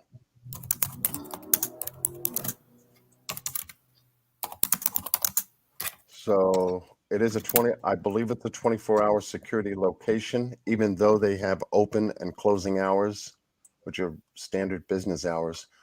But it seems like someone is there around the clock. And if we can by any chance get Brandon Monocle and Noah Nelson to join your channel for a chat, and they have been on YouTube chatting, because I came across a couple of channels where they did chat, we can ask them the questions that we would like to get answers to when it comes to the security that was involved that morning that Jelani Day showed up at the dispensary. So anybody knows, I don't think they have their Facebook pages open due to the fact that a lot of people have misunderstood the story in a way and blames the security company for being involved in what happened to Jelani, and they're really not considered suspects, or else they wouldn't be on YouTube talking.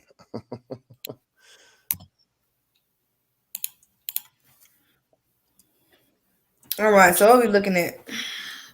I'm gonna leave that chat alone for a minute, cause So we're looking at yeah, mm-mm. we're looking at the general area where the beyond hello would be.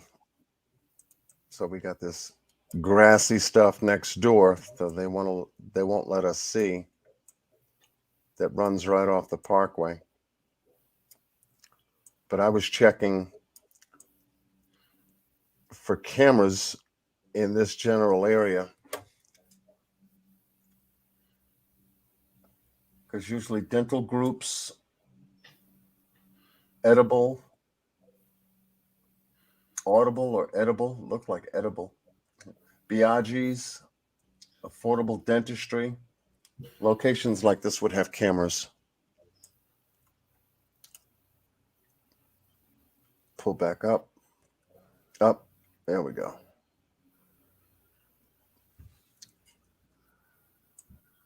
Because these are the businesses found beyond hello, which is this see here. So if I went across the street, which I tried to do before, and put myself back on the ground,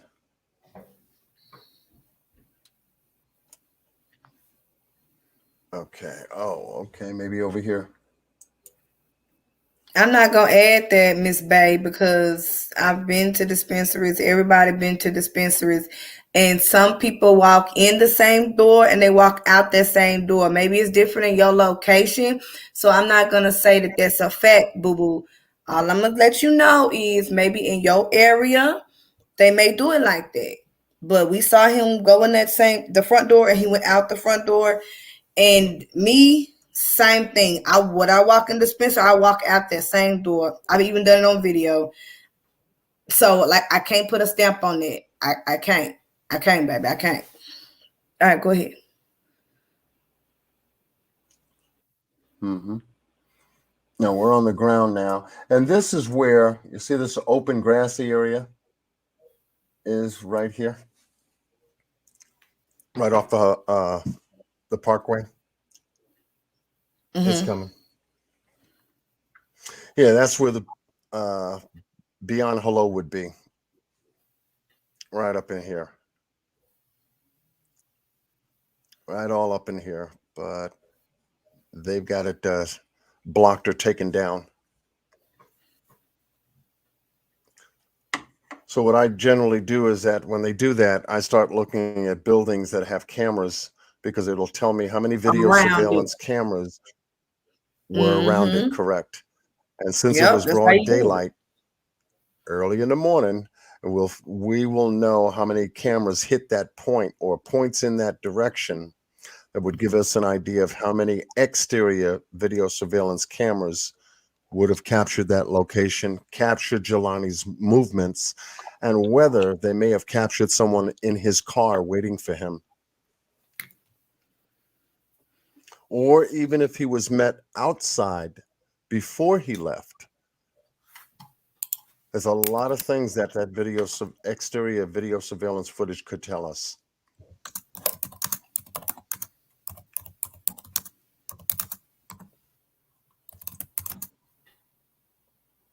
What businesses surround the area, how many cameras those businesses have. So the police have a lot of work on their hands when it comes to surveillance of this particular area, because it's got a like Bob's something right across the street. The place of business would have cameras for its customers.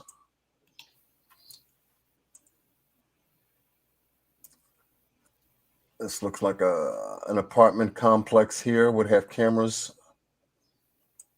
on its premises. Looks like a camera right here. Bingo. Gotcha. Right there. You see that? Yep. Right there. Mm-hmm. Right there. So yeah, it would tell me a lot about what they're not telling us. You would think they would went to all those businesses around there, subpoena for footage, Yeah. will ask for footage, if not subpoena of the footage.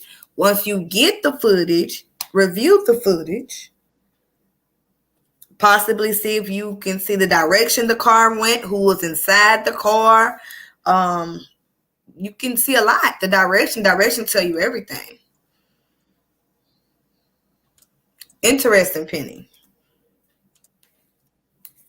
Penny digging right now. Digging right now. Yes, so that's very. I'm looking for street cameras now. Sign cameras that are high. Now, if you're dealing with law enforcement that don't care, then what? They're not going to take the time to go around the property, ask for footage. They want this to be a suicide. Mm-hmm. Well, one thing we do know for sure now is that once we're able to get into that phone, they'll be able to definitely ping that phone. Yes. Because there's a cell tower right next door to it. And that would have been one of the locations they could have got a 100% ping off of, is this cell tower right here next to Bob Evans or something. That's a cell tower there. And if there's a cell tower there, then there's got to be a street camera around high enough as well.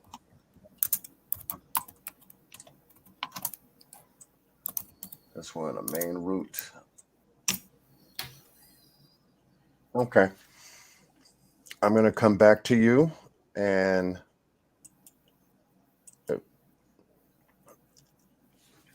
if you wanted to share anything on your screen.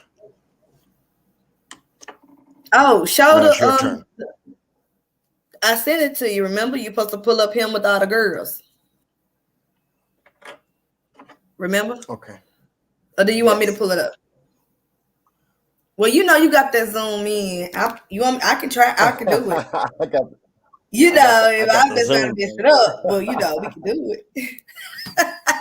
You talented when it comes to the pictures and the zooming in and clear shots.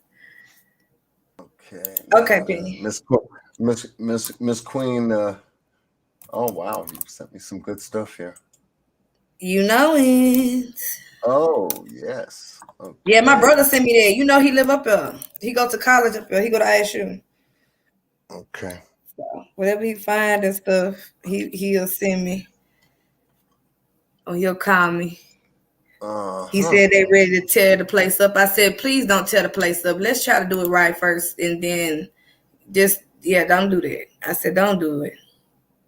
Don't do it, because they talking about acting a fool if nobody gets. I told him to encourage the people on the campus not to burn the city down. Don't do things like that. Yeah. Because they won't answer. I said, let's try doing it another way. We don't want to have another George Floyd incident. Right.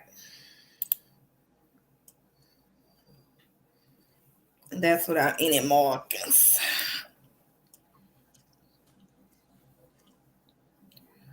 I do have another one where they face. I circled their faces. Let me see.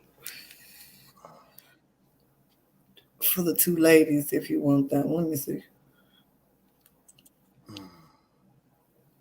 I might have.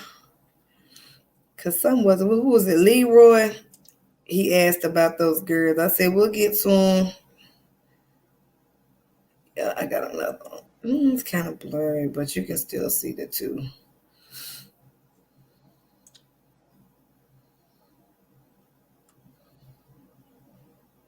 Okay. Oh, these are the group of. This is the exact picture. And according to what I was able to view. Oh, did I screen share this? Do you see this? Yes, I posted it. We see it. Okay. What you think about this photo, John? Say again. What you think about this photo? Oh, you too, Miss B. What you think about this photo? Yeah, this says a lot. It says a lot in ways of the folks that he associated with, knew or knew him. Gives you. I was looking. All right, where the guys? Where the fellas in there? You Uh-huh. know, where the fellas? Uh-huh. Where's the waiter? Mm-hmm. Yeah. He surrounded, it was a lot of women. A So lot of, well, girls, young ladies. It's a lot of young ladies. The picture says 1,000 words to me. yes, indeed. And it was stated that these are the two young ladies here. I think this is Olivia, who works at the dispensary, the one in the front here. Blonde hair, And the glasses. redhead two behind is Abby. And then you've got these other two girls right beside her, which is Abby and possibly Olivia. No, Abby right behind. Abby, Right Abby, behind right. the Mm-hmm. redhead.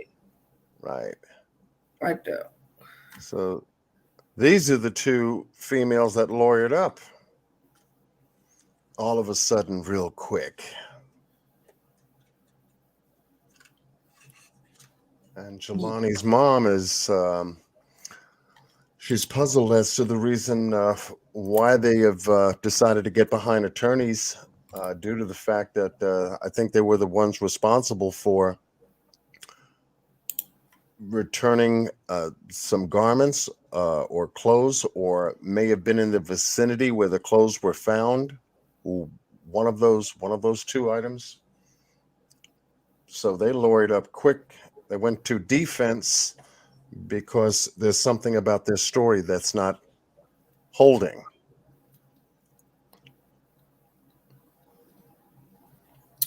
Good question. Who lawyers up for no reason? Right. So now you've got a problem.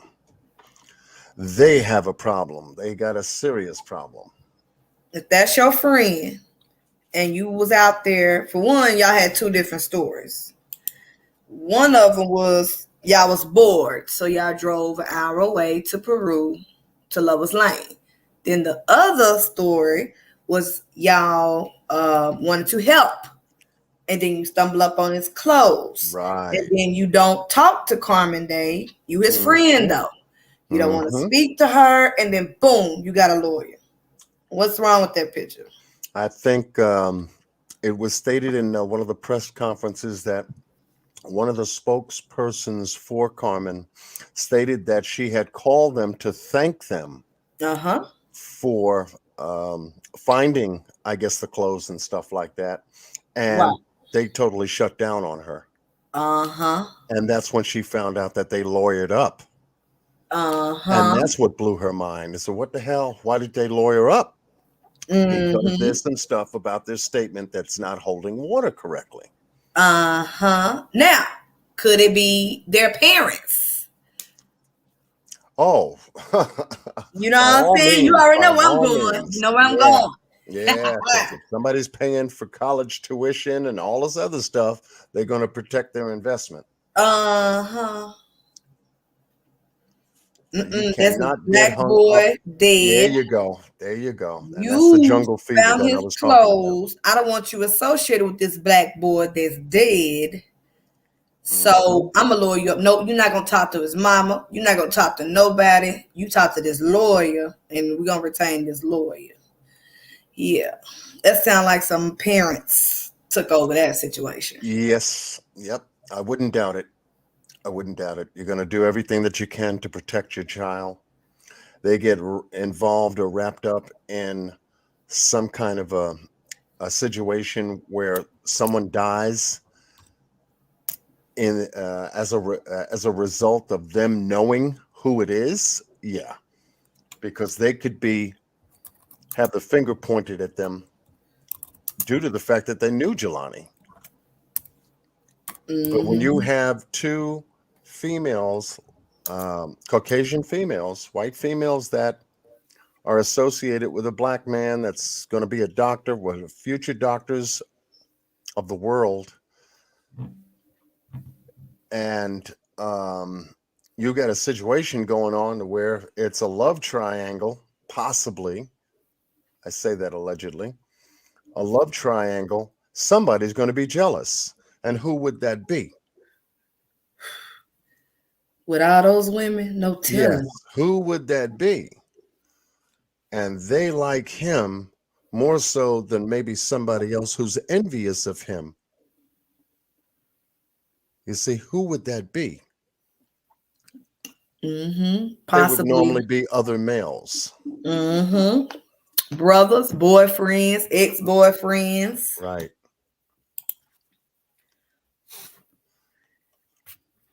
And that could be that could be the reason as to the why they lawyered up so quick. hmm Because now they're in the hot seat. And the death was so gruesomely. It was the extent of it had to be something deep and personal. Yes. Let me say that. This was Hmm. deep and personal. Yeah. Because when you're talking about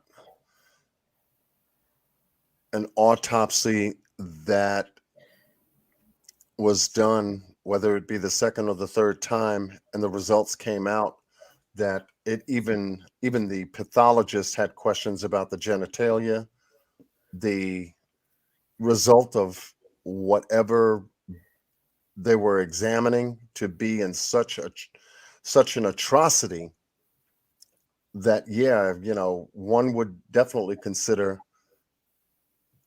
that there could be foul play involved. And I Definitely. think the third pathologist had said a lot of the answers to perhaps what happened to Jelani is going to be on his cell phone as to who he was in communications with. Exactly. Small town. Everybody knows everybody. Yeah. Kara got ties with the police, law enforcement. It's just a lot. It's just a lot. And they most likely want to handle this very delicately because, we're talking about racial lines here. Definitely. And that's a problem in that city, by the way. Yeah. Yes. For what was found out about Peru, 60 miles away from Bloomington, what was the rule on the sundown town? Yeah. Yeah, If you black, you don't come out the house after the sun go down. that's right. Exactly. And that would be the perfect place to have this situation isolated Mm-hmm. where everybody knows you don't come in here after dark. You see, Uh-huh. so now you can isolate the incident. That's Yep. where his car was found, and that's probably the entry point. And if I can find, which I'm going to do some research on, if I can find out the entry point from Peru to the river, we can possibly find out how he may have entered the water, because that's the first place I would look. Yes. I will send you a video where they walked. Yeah, hold on one second. I have somebody at my door. I'll be right back. Okay. Where they walked. I don't know if everybody has seen it, but if not, I will share it on my community wall where y'all can see Jesse Jackson, Carmen Day, a couple of their supporters, who want answers for Jelani Day. They walked the area where his body was found. They walked the distance from where the body was found to where the car was found. They walked all of that. So I will share that with John so he can do his locale thing and do those locations too. Live where you can see. And I will You can hear though. get some. I want to do some deep diving into some of Yeah, these it's way up top. I'm gonna do a quick mute here for a second. Oh, you good? Take your time. They threw him off the bridge. With that microphone on. That's probably his family, y'all. That's probably his family. Miss B, is there anything you want to any insights you want to give? We've hit a lot of points. But yes, Peru will be a great place if you want to a sundown town to discard a body, discard a black young man. A good place to discard his car. You're gonna remove the license plates, which is silly to me because I can run your VIN and find out who the car registered to. But they went through all that and removed the license plate, the keys. So it makes no sense. That's why we took out the suicide theory, because I'm going to remove my license plates. I'm going to hide my keys, and I'm going to jump in the river and commit suicide. It makes no sense. So if I'm in the river deceased, who is spreading my items around? My ghost? I mean, that makes no sense. So when they're trying to give us this information and it's not adding up, it raises all the questions. So my ghost dropping a lanyard in Bloomington, my wallet in Bloomington, that makes no sense. Anytime you hear cover up, they're using the officials' involvement. Oh yeah, definitely. When you bring up the photo with his female classmates, compare that photo to the dispensary still photo. I don't think that's exactly what. I think that's what John was doing, back. Actually.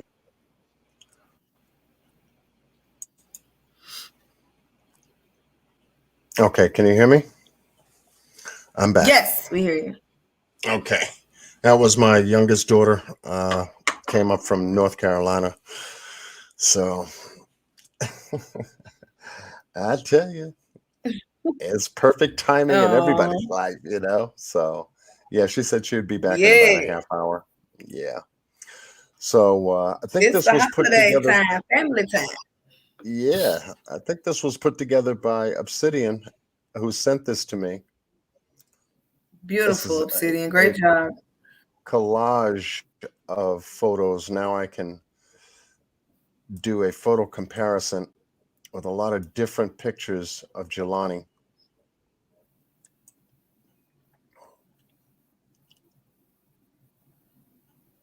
Eyes and everything. Great close-ups. I think this was the photograph you were talking about before, early in the morning at 7:20. Yes. The way he was dressed up in this outfit here. Mm-hmm. Everybody can see that. Yeah. Are these the clothes that were found? Or is it the t-shirt and shorts that were found? You see, that's what we have to specify. Because once we identify what that is, then we can narrow in the timeline between 7:20 in the morning when this picture was taken and 9:15 when the video surveillance camera captured Jelani entering the dispensary in his t-shirt, Jimi Hendrix t-shirt and white shorts. Something tells me these were the clothes. And he got his lanyard in his hand too, his school lanyard that you need sometimes to get into places and, computer labs and things of that nature. He had his lanyard in his hand too. Mm-hmm.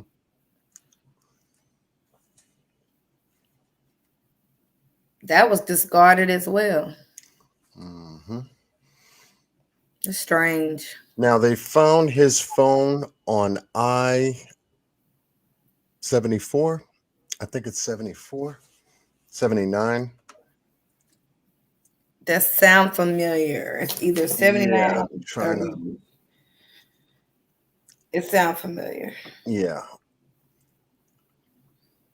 which was the main route that went north to Peru.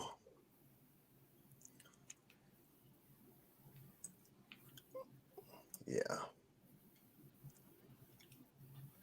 Yeah, this was put together very good. Very, very good. Thank you, Obsidian. Yes. Brilliant. Yeah, she just sent me an email too, a bunch of stuff. Thank you, Penny. I got a bunch of stuff from her too. I'm gonna check it out tonight.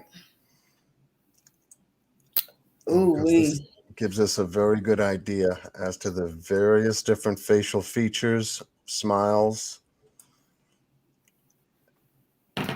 his naturalness, if you will.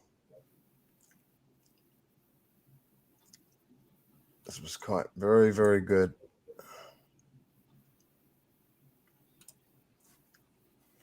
I mean, and then again, like I said, of course, we're gonna factor in we grow, we change, we go through things. We're human, we get stressed. Sometimes we lose weight. Sometimes we stress, we gain weight. Sometimes, college is stressful sometimes. I mean, he's in graduate school, so he's got a lot going on. So, of course, he might be a little smaller, not as buff as he was when he was in sports. You saw him running track and all those things. He might not be that big, but your nose don't change. I mean, Right. certain things just don't change. You wait, okay. But the nose. The nose knows. Yeah, the nose knows. I'm having a hard time with the nose. And I'm standing, right with Carmen, supporter behind her. She has not came out yet and said anything about the photo of Jelani leaving. Mm-hmm. And that's what we cannot credit. That's red flags in that video, the new video that was just released. Having a hard time with that video. So you can see for yourself, especially on Miss Queen's Live tonight, the pictorial photographs that Obsidian had put together that gives us a very good, clear picture of Jelani.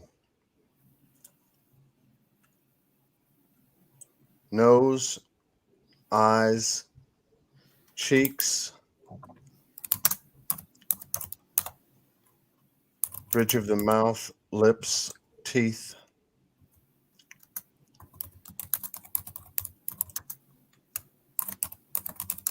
This was definitely well put together. Side, profile, shape of his head, ears, length of his neck, especially his shoulders, eyebrows, facial hair, hairline.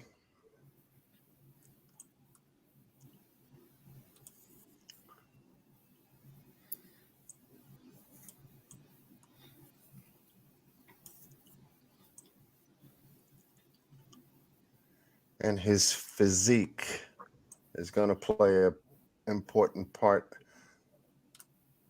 I've just been studying his shoulders and neckline, match it up with shoulders and neckline here. They do appear to be the same.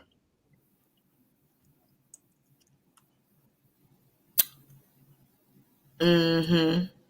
Hmm. Of the one facing front, yes. Right. Yeah. So when we have a frontal, we could really pick up a lot of different physical features, length of neck in the front, shoulders, deltoids, biceps, triceps, elbow, forearm.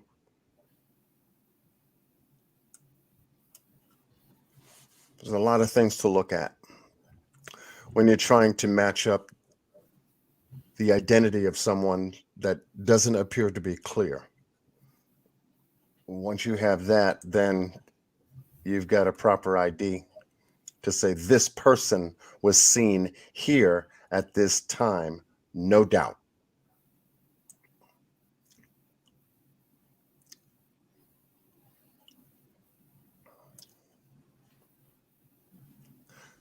But yeah, when you take a look at the other picture that we had up here, let me see if I can bring it back up again. I gotta clip out of here real quick.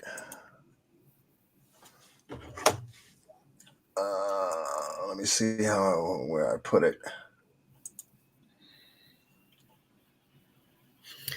So Misty says, however, supposed cause was drowning by own words, organs and etc. liquefied. Can't prove cause due to conditions of body or will not foul play or damage. Yeah, that's what they're saying. That is the third pathologist. I think he was the one. He came out and said the body was cut up so bad he can't do nothing with it. Only thing the third pathologist is doing is DNA. And we are waiting on those results. And I'm sure by this time, if not soon, Carmen will get those results of the third pathologist. But yes, allegedly it was water in his lungs. The question is, how, when y'all say y'all didn't have all the organs, all the body parts, and it was liquefied and damaged, how did we get to that? If organs were so damaged, how did you get to water in the lungs to say cause was drowning? That's my issue. But with that, and then they still don't know how, because he was a swimmer. He was a great swimmer, so he could swim. So they're trying to see if he was injured or hurt, then thrown in and could not swim to safety and save himself. The body's so degradable and damaged and cut up due to the state and all those things, we can't tell. If he was injured, if he was hurt, if he was forced in or incapacitated and thrown in, we can't, because the body is so messed up. Now, when the state sawed off the jawbone, that is a huge red flag to me personally, because it was their injury to the mouth that you didn't want us to see. You know, you said he was had teeth, and then all of a sudden the whole jaw gone. That's crazy. It's just a lot that don't make sense. So, but yes, they say there's water in the lungs, but yet they complain about the organs were so damaged. Mush liquefied. Mm-hmm. So how did you determine water in the lungs? I mean, the water would be in the whole body. As I look at autopsies, it will be in the whole body. I mean, if you're saying it's mush, Yeah. the whole body will have water in it. So it will be in every organ. So it becomes hard to pinpoint time of death. Yes. Manner, cause, and time. Yes. Very. So what do you do? And that tells me someone has intentionally done that, Thank you. Been has saying it. intentionally done that so that no one would be able to find out the cause of death, what happened to Jelani, based upon how long he had been exposed to the elements, both water, could be animal too. You know, it could be a number of variables that the pathologists had bumped into to a point to where they actually couldn't explain as much as they could to Mrs. Day, in reference to what happened to Jelani, because you know it's language you really can't use with a woman to a degree to where you know she's going to break down emotionally if she found out her son was mutilated in a way to where you couldn't even identify him. No Mhm. parent wants to hear that their child is not even their child anymore. And this is the reason for her doubting, well, is that my child or not? Yes or no? You know, you can't tell by why. Why can't you tell if that's my boy or not? Mm. Let me see him. Let me see him. And obviously, for some strange reason, they refuse to let her see him. Mhm. And so in her mind, there must have been something absolutely horrendous or atrocious to where they couldn't even tell her. And no Mhm. mother wants to be left that way. I sure as hell, as a father, wouldn't want to hear about my child in a way to where she heard the same thing, I heard the same thing, and now you can't let me see my child? What's going on? What the hell happened to my child? Why Mhm. can't you tell me? And straight up. I'd probably be on the floor and have a heart attack, but I'm gonna go. I need to see. Yeah. I need to see. I don't care how Yeah. bad it is. And especially with the knowledge of you know what she knows about her own child, what her own child was doing there at the university to begin with, what he was achieving, how he looked. I mean, according to her, I mean, you know, this was the ideal person. When you know, did his work, excelled at what he knew how to do. The car he drove. Now think of the car. Just think of the car. You see a brother like that driving around in a Chrysler. Mm. That Chrysler, that white and that two-tone Chrysler, that white and black Chrysler. That's a very attractive car, isn't it? Yes. And who do you think it would attract? All the ladies. That's right. Because it says something about him, which goes to his appeal, it goes to his attractiveness, and it goes to his intelligence as a man.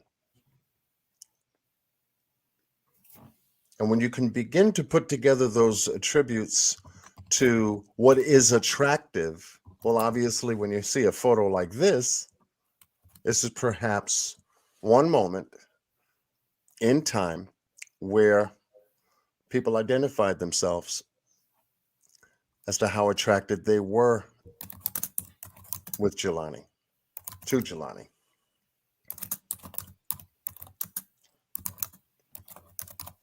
Now, was there a jealousy between any of these girls? We don't know.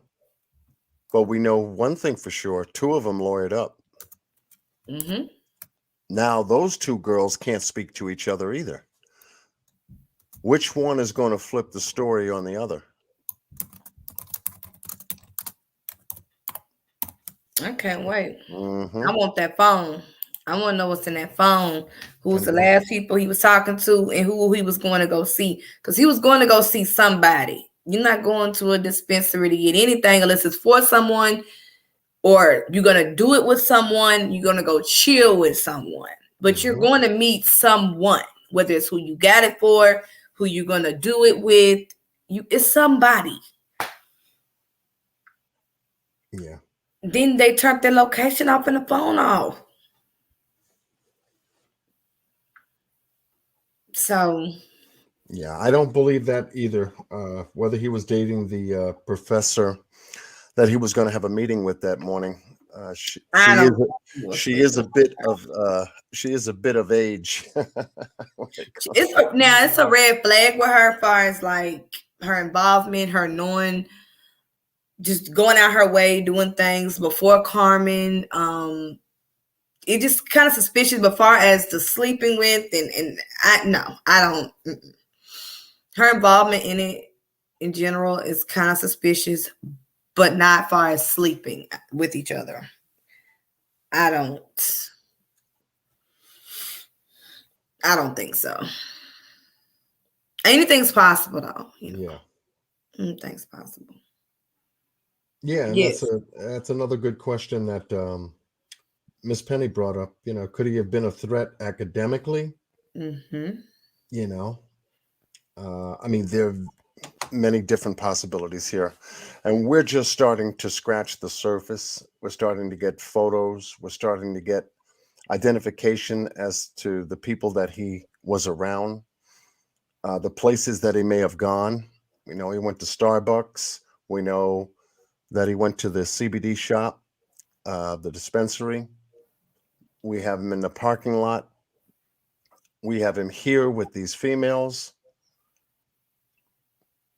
We also have him at various other places too. Let me see if I can get another photo up real quick. It's a difference between being jealous and it's personal. Yeah. You can have a dislike or hatred for someone that's personal. Yeah, jealousy and envy play a very important key when it comes to motive. No, that turns into hatred too, So Yes. it can be a multitude of things.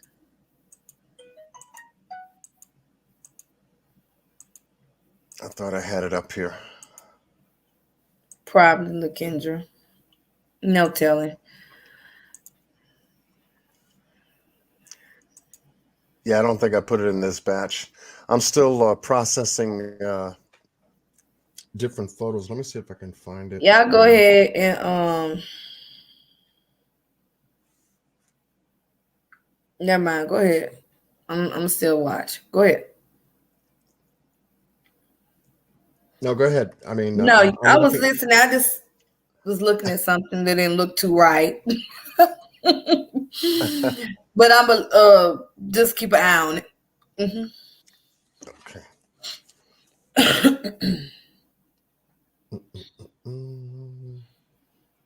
Just Let's Kara see have if a I can daughter. She in the dig picture. through this here for a second. They got a lot of it's a lot of possibilities, a lot of theories, y'all. I mean, it's a lot because we don't know. And then once we get some more information, we can put everything together. At least try. Yeah. Um yeah. Oh, John, have you heard about him? His dad was sick and he was gonna give his dad bone marrow. Really? Mm-hmm. He was the only match. The child that was the only match. And he was gonna give it to his daddy. So that also goes towards he was not he wanted to save his dad, so why would he kill himself?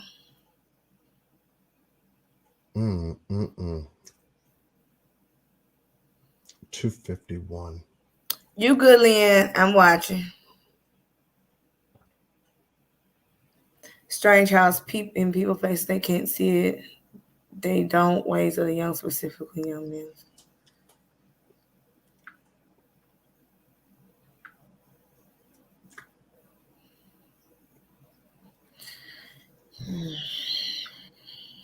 Yes, it was the third, the only one that seems credible.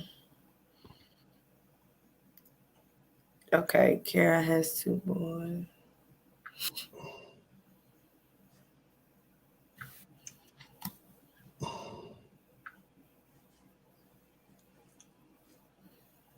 I'm just working on a photo. Yes, D. His jawbone was sawed out by the coroner. It wasn't an animal or nothing like that. It was the coroner that did it, the state. And yes, teeth was missing. The second person, the pathologist did the autopsy, revealed that what the state did was not how you do an autopsy. What he called it destructive testing is what he did to Jelani's body. He don't know why. That's not the procedure. He wasn't supposed to do that to his body. I've also brought out, being that he did that, will he get charged? Will he get some type of penalty for destroying a human corpse? I mean, how can you just destroy a body and you don't be held responsible for it? How? You a coroner. So he's gonna go away free, no charges, no losing his license, no nothing. And he tampered with this his body. I mean, I don't understand. Oh, Obsidian said check your email too.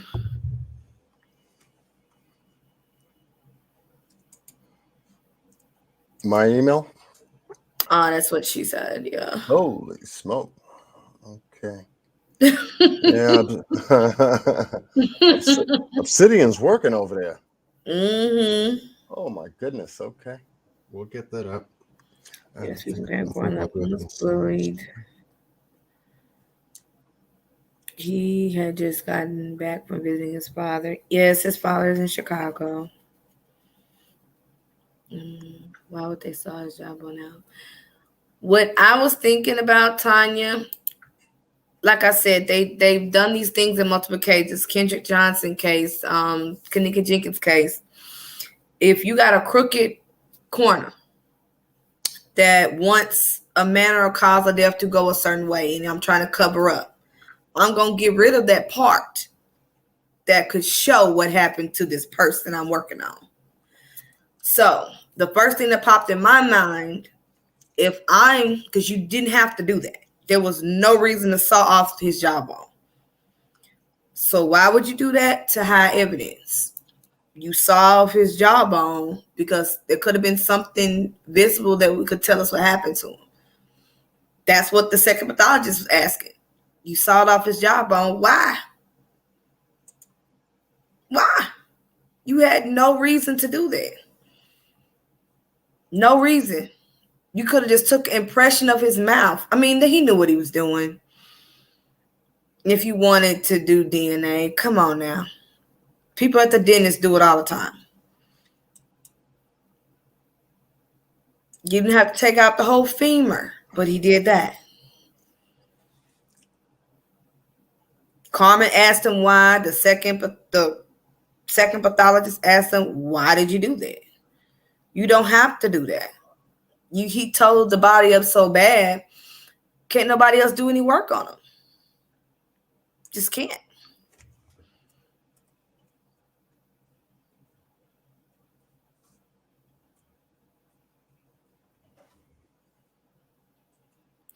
When a claimant is a coroner, he can't get away with a lie when he's following instructions. Well, I've always questioned Nunu. People don't do things for no reason. It's either ordered or told to do that by someone above you. It's always a reason. So, yeah. Coroners never get penalized crazy because they do a lot of bodies near Chicago, especially ones with no name. Exactly. Yeah, and I have a problem with that. I entrusted you with my loved one to do right by my loved one, even in death. And you're going to degrade him, tear him apart. I got a problem with that. That's not what you was taught. That's not what you learned. You committed a crime against this corpse. yeah, charges should be filed.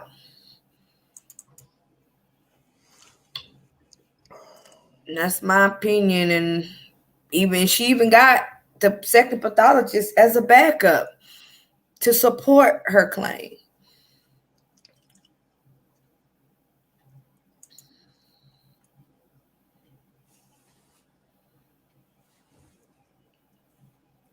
Now this Beautiful though.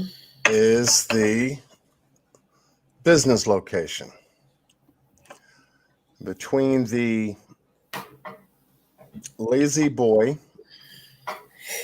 and the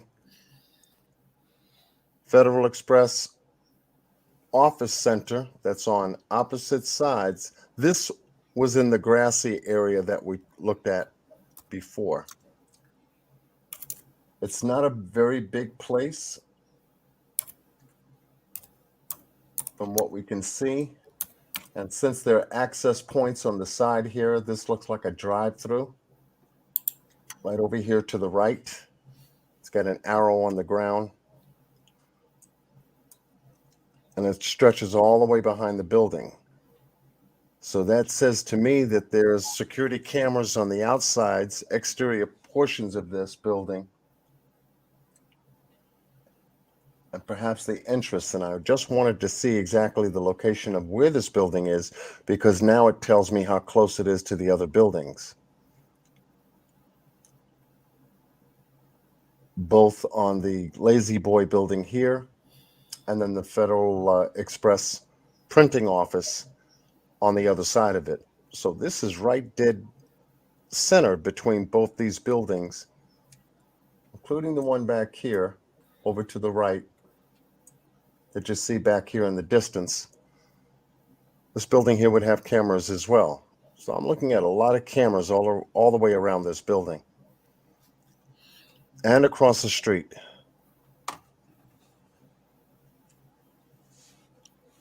But this is the CBD shop, the dispensary. Where was the other picture I had? Let's see. Let me see if I can find it. I used to hire coroners, and they are all ex-sheriffs. They have to have a certain qualification, so most are police. Interesting.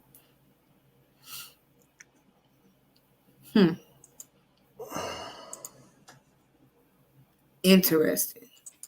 Police doing autopsies. That says a lot. Oh, John. Yes. Oh my God. I'm glad. I'm just thought of that. I meant to tell you. Did you know the same coroner office did Kanika Jenkins? Yeah, the Cook County. Yeah. Oh my goodness. Mm.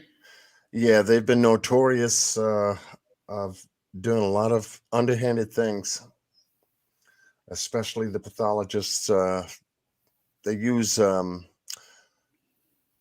practicing pathologists or doctors that are interns practicing pathology to get their pathology certification. And during the time during the time of her death back in 2017 at the Rosemont Hotel, Kanika was found in industrial commercial kitchen freezer. And when her body was moved to the Cook County Medical Examiner's office, there was a female doing her fellowship, which is a 1-year, 12-month term in practicing pathology in order to get her pathology certifications as a medical doctor and the practice of pathology to perform autopsies. In order for them to get their certifications, they have to do 250 autopsies with a certified license pathologist who performs autopsy for the county anyway. I was able to find out that the medical doctor who performed the autopsy on Kanika was one of those interns fellowshipping with the Cook County Medical Examiner's office, practicing how to do an Wow. autopsy on Really? a 19-year-old that lost her life in an industrial kitchen freezer. But there's more. But there's more to it than that, because it was a 7-page autopsy. The pathological findings of the autopsy was that she died of hypothermia with contributing factors of alcohol and a drug by the name of topiramate in her Yes. system. Mm-hmm.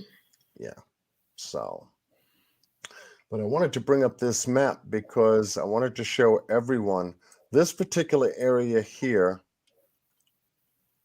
is where the YMCA is, where the car was found, where this red balloon is. I know it's blurry. I don't have this up on Google Maps. This was just something I was doing before we went live. No, you're fine. And now we go to So that's near 11th Street. the actual bridge area where Jelani was found, right here. Remember that picture I showed you? Mm-hmm. Okay, so with the car dumped here, not far from the YWCA and all this foliage that's around it, Jelani's body was found here, where this bridge is. Excuse me, wait a minute. Was this the car? No, this is not the car. This is where I believe his wallet was found, if I'm not mistaken. I got to double check that. Is that a mile and a half from the body? This is, yeah. Okay, then that's the close. It might Okay, be the so close. okay. I knew it was something. I didn't have my book next to me to identify why this was marked here, but this is the bridge that goes over the water, Southeast Bridge, where Jelani's body was found, right near the bridge area. Yeah. Yeah, And that would be considered about a mile and a half, yeah. Mm-hmm. yeah. Because the girls found the clothes a mile and a half from the body. And then the car wasn't too far. I know she said it was ducked off in the woods. In the woods. Ducked off in a cutoff spot, like someone who'd been there that knows areas would know that location. Right. Not someone visiting would know that area. And maybe D. Evans is right to some degree, because if they use fellowships, doctors that are practicing pathology that have to perform 250 autopsies to get their certification, then D. Evans could be pushing a button there, could be hitting a point, because, what's to say that the first autopsy that was performed wasn't done by someone doing their fellowship? So we have to find out the name of the first pathologist and check their credentials. Exactly. And get them on the table. His name, I've seen his name. I have to Thank go you, back. I have to go back. But I've seen he's came out and made a statement because everybody was down his throat. So he's came out and made a statement, about the autopsy, which everybody had a problem with. Right. So I gotta look up get his name again. But Right. yeah, Now, we're gonna do some background on his ass. Was it a fact that this is just some lingering information that's out there? Was it a fact that that particular pathologist was let go, or fired, or something, or relocated to a different medical examiner's office? Which one? Jelani Day case?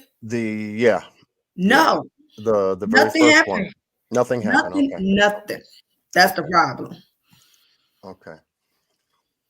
So here we're just beginning to start to break down the case in little small pieces so that we can begin to put them together and begin to tie a timeline in here. So we got 9:15 at the dispensary. And wow, what a gap in the timeline now. Because if we go 60 miles north to Peru, where the car was found, there has to be an entry point in Peru that connects to this river.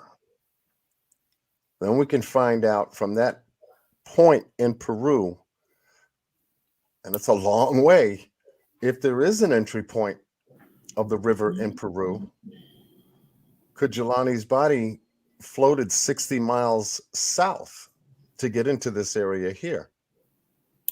Because he's been in the water now for a very long time. So depending on how deep that river is, what comes through it, boats and wild animals, you don't know what's in that water. You know, you may have snakes and all kinds of different things in that water that could begin to nip away at it to try to do, you know, feed off of it in some way, shape, or form. And then again, how long his body may have been stuck here at this location just below the south end point of the bridge. My phone. I mean, it's a lot to consider here. Yes. So. You are on point. We are on point. I'm trying to remove something. Yeah. I'm trying to be so patient with you, Nunu. Some things I don't agree with the Kanika Jenkins case. Don't deserve to be solved because of the type of relationship she had with her mother. Regardless of whatever your point is, every victim deserves justice. She didn't put herself in that freezer. She didn't do that to herself. She deserved justice. I'm really trying with you. I'm trying. Yeah. But when it comes to talking about the victims, I'm having an issue here. I'm having an issue. That would be a separate situation outside of what happened to Kanika Jenkins, you know. So that case is still ongoing. It's still in civil court pending. It's unfortunate because now, you know, 4-5 years, you know, one of the things that her second attorney did say that this was going to take some time. This wasn't going to be an easy case to get resolved. And along the lines of getting some kind of a settlement, from what we know, Teresa Martin is, you know, waved off a lot of settlements off the table because she was looking for what happened to her daughter and not a whole bunch of money to walk away and, you know, be given a gag order to say that, hey, here's the money, shut up, go home. Right. And this is one of the main reasons why the case has taken so long to get resolved, because she wants the Crown Plaza in Rosemont to tell her what happened to her daughter, that there was a video camera above the freezer that she saw 4 hours later, 5 hours later, give or take, during the time she had to wait for police to show her daughter's body that was still back there in that kitchen for positive ID after she was notified that her daughter had been found. Mm-hmm. Yeah. So in this particular case, we're dealing with an entirely different element. We're dealing with multiple people. When you lawyer up, you kind of consider yourself somewhat of a suspect because now you're on defense. I have to protect myself. So there's a possibility we have two strong suspects here, both female, both white, young, goes to the university that Jelani did. And there could be some kind of a triangle here, whether it be a love triangle. That's one instance, possibility. Okay. Whether any one of those two females had a jealous ex-boyfriend, wanted to get back, broke up, you know, in and out of the relationship, saw Jelani, wanted to take him out the picture some way, shape, or form. Mm-hmm. So all that's developing right now. But I'm not going to sit here and speculate, but there are always possibilities of a love triangle that gets mixed up into these things. So, but other than that, I think we are 7, 8, 9. We're going on a third hour, Miss Queen. I know you don't like to do long lives. You know, people won't watch them at that 3 hours. Miss Queen, yeah, you lost your mind. Well, I had John Q on, you know, and if you know him, he does an examination for you, you know. Yeah, at least was expecting 2, so I'm not tripping. But I mean, we covered a lot. Yeah, so I'm going to come out of here. And I guess final thoughts and commentary. I think we can begin to wrap up some of the things we were able to cover in terms of what we do know. We do know that that CBD door at the dispensary was open the time that Jelani entered it. For what reasons, we don't know, but we do know it was open. And was that a breach of security protocol? We need to find that out. And find out who's responsible for having that door open. What we also do know is that Noah Nelson was working there between the hours of 7 a.m. and 3 p.m.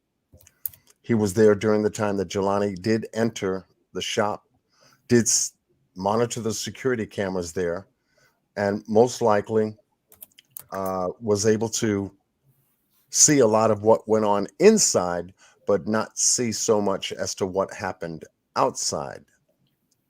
Now, the security team Tri-Stone had 2 security guards on duty that day. There were a number of them released from their employment with this company because the dispensary switched security companies during the interim of this case. Now, that right there is suspicious. Boom. Yep. I already did a video on it. Yep. Yeah, it is. That right there is suspicious. And this is the reason why that first part that I'm talking about needs to be examined. Because if there was a breach of security in some way, shape, or form, and something happened to Jelani outside that dispensary, but yet now we don't know what it is. We don't know if he was alone.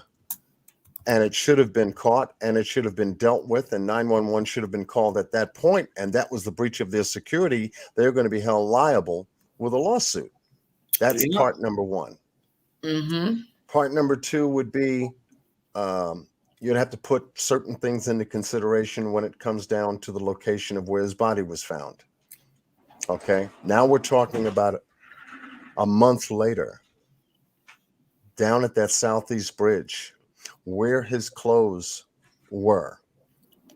Who was around his clothes? Now, we know that 2 females were around his clothes. They've lawyered up. That we know is a fact. Whether it's Olivia, Abby, or the other girl, I forgot what her name is. What is it? Ashley or something? Yes, Ashlyn, Abby, Olivia. Yeah, okay. And whether they have ex-boyfriends or boyfriends or whatever, we need to zero in on that group as well. That'll put some of the pieces together as to possible motives that some people may have had against Jelani in some way, shape, or form. That would be the second piece I would look at. The iPhone that was found off the highway is going to play a major piece in connecting the communications of these individuals that I just got finished talking about. That would be the third piece that has to be examined. And then obviously we need to get the final autopsy report based on the pathological findings of the third autopsy in order to finalize what in their report would deem foul play.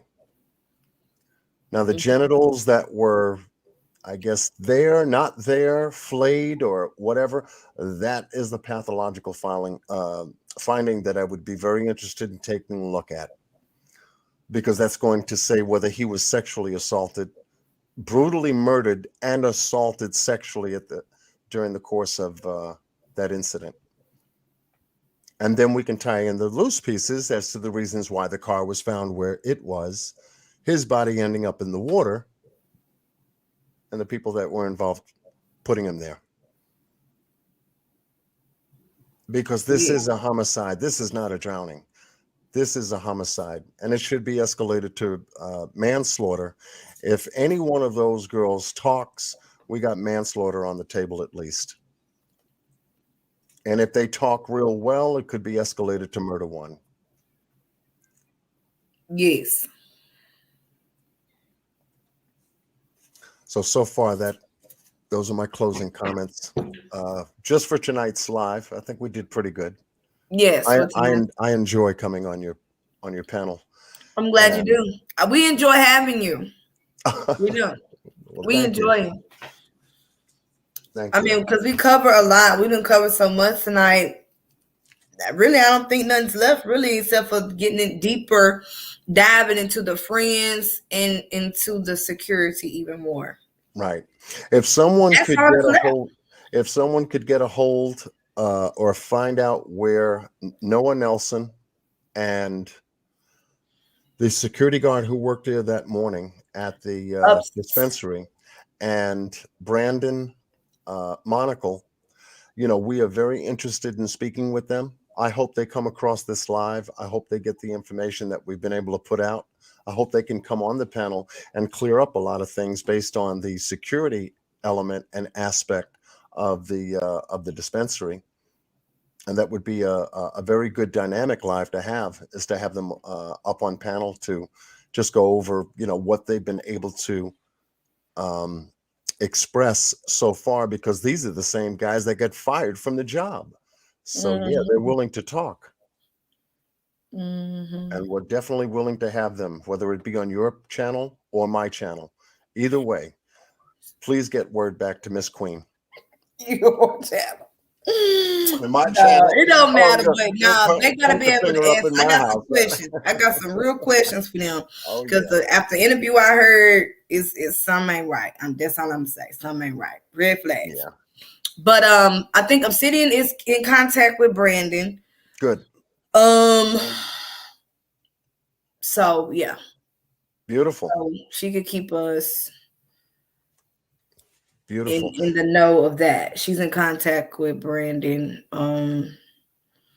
Someone came in here and said they won't be talking to anyone else. I don't know who that was, but I'm sure, they're receiving a lot of messages from a lot of people. So, yeah, but like I said, you can look at what they have already said. It's interesting. It's on Stay Dangerous show. If you want to check out in your free time, Stay Dangerous. So you can watch what Brandon says and what, Noah comes on and says. The first interview they did was taken down, so they redid it, and it's interesting. Okay, thank you for dropping that my way, because I'll definitely take a listen to that.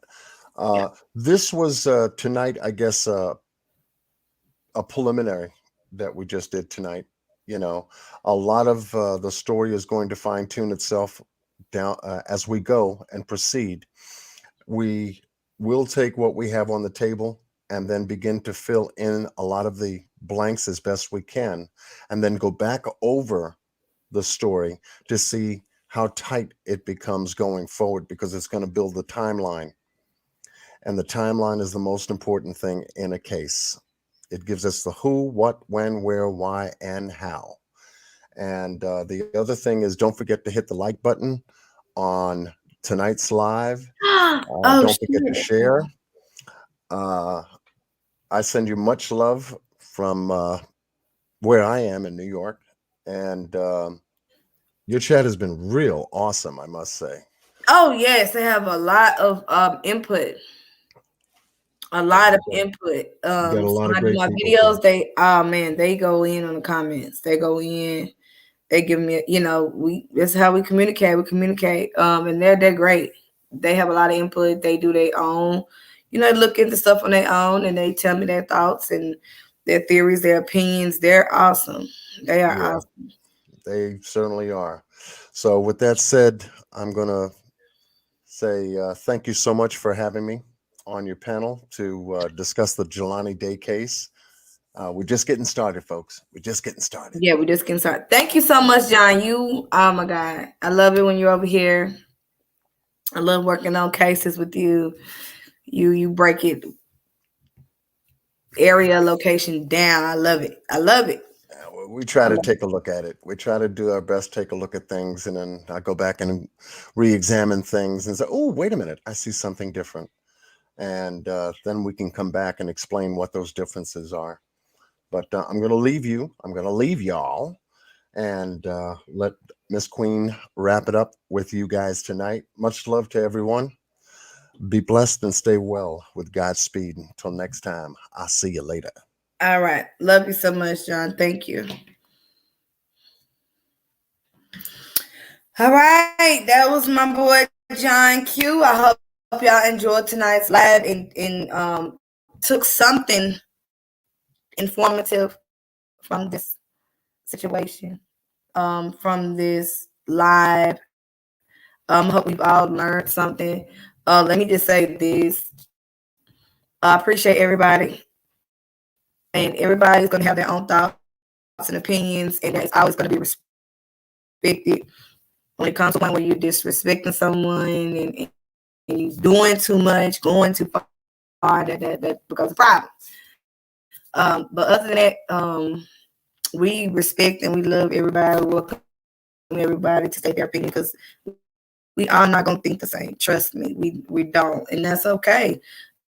And everybody brings something different, and that's what I love about hearing y'all's opinion, because that's what I want to do. I want to hear y'all's opinion. But I appreciate y'all. Awesome. Yes, thanks, Penny, for stopping by. The Real Obsidian, all the moderators, Nene Knows, LinkedIn. Let me go up, make sure I ain't miss nobody. Look, Kendra, shout out to you, boo. Great job. Great job helping me out. Yeah, shout out to everybody that stopped through. Apple of his eye. You must be new. Welcome. Tanya. Kenna 67. K.A. Lindsley. Everybody that stopped through, I appreciate y'all. Magley, appreciate you. Jolene.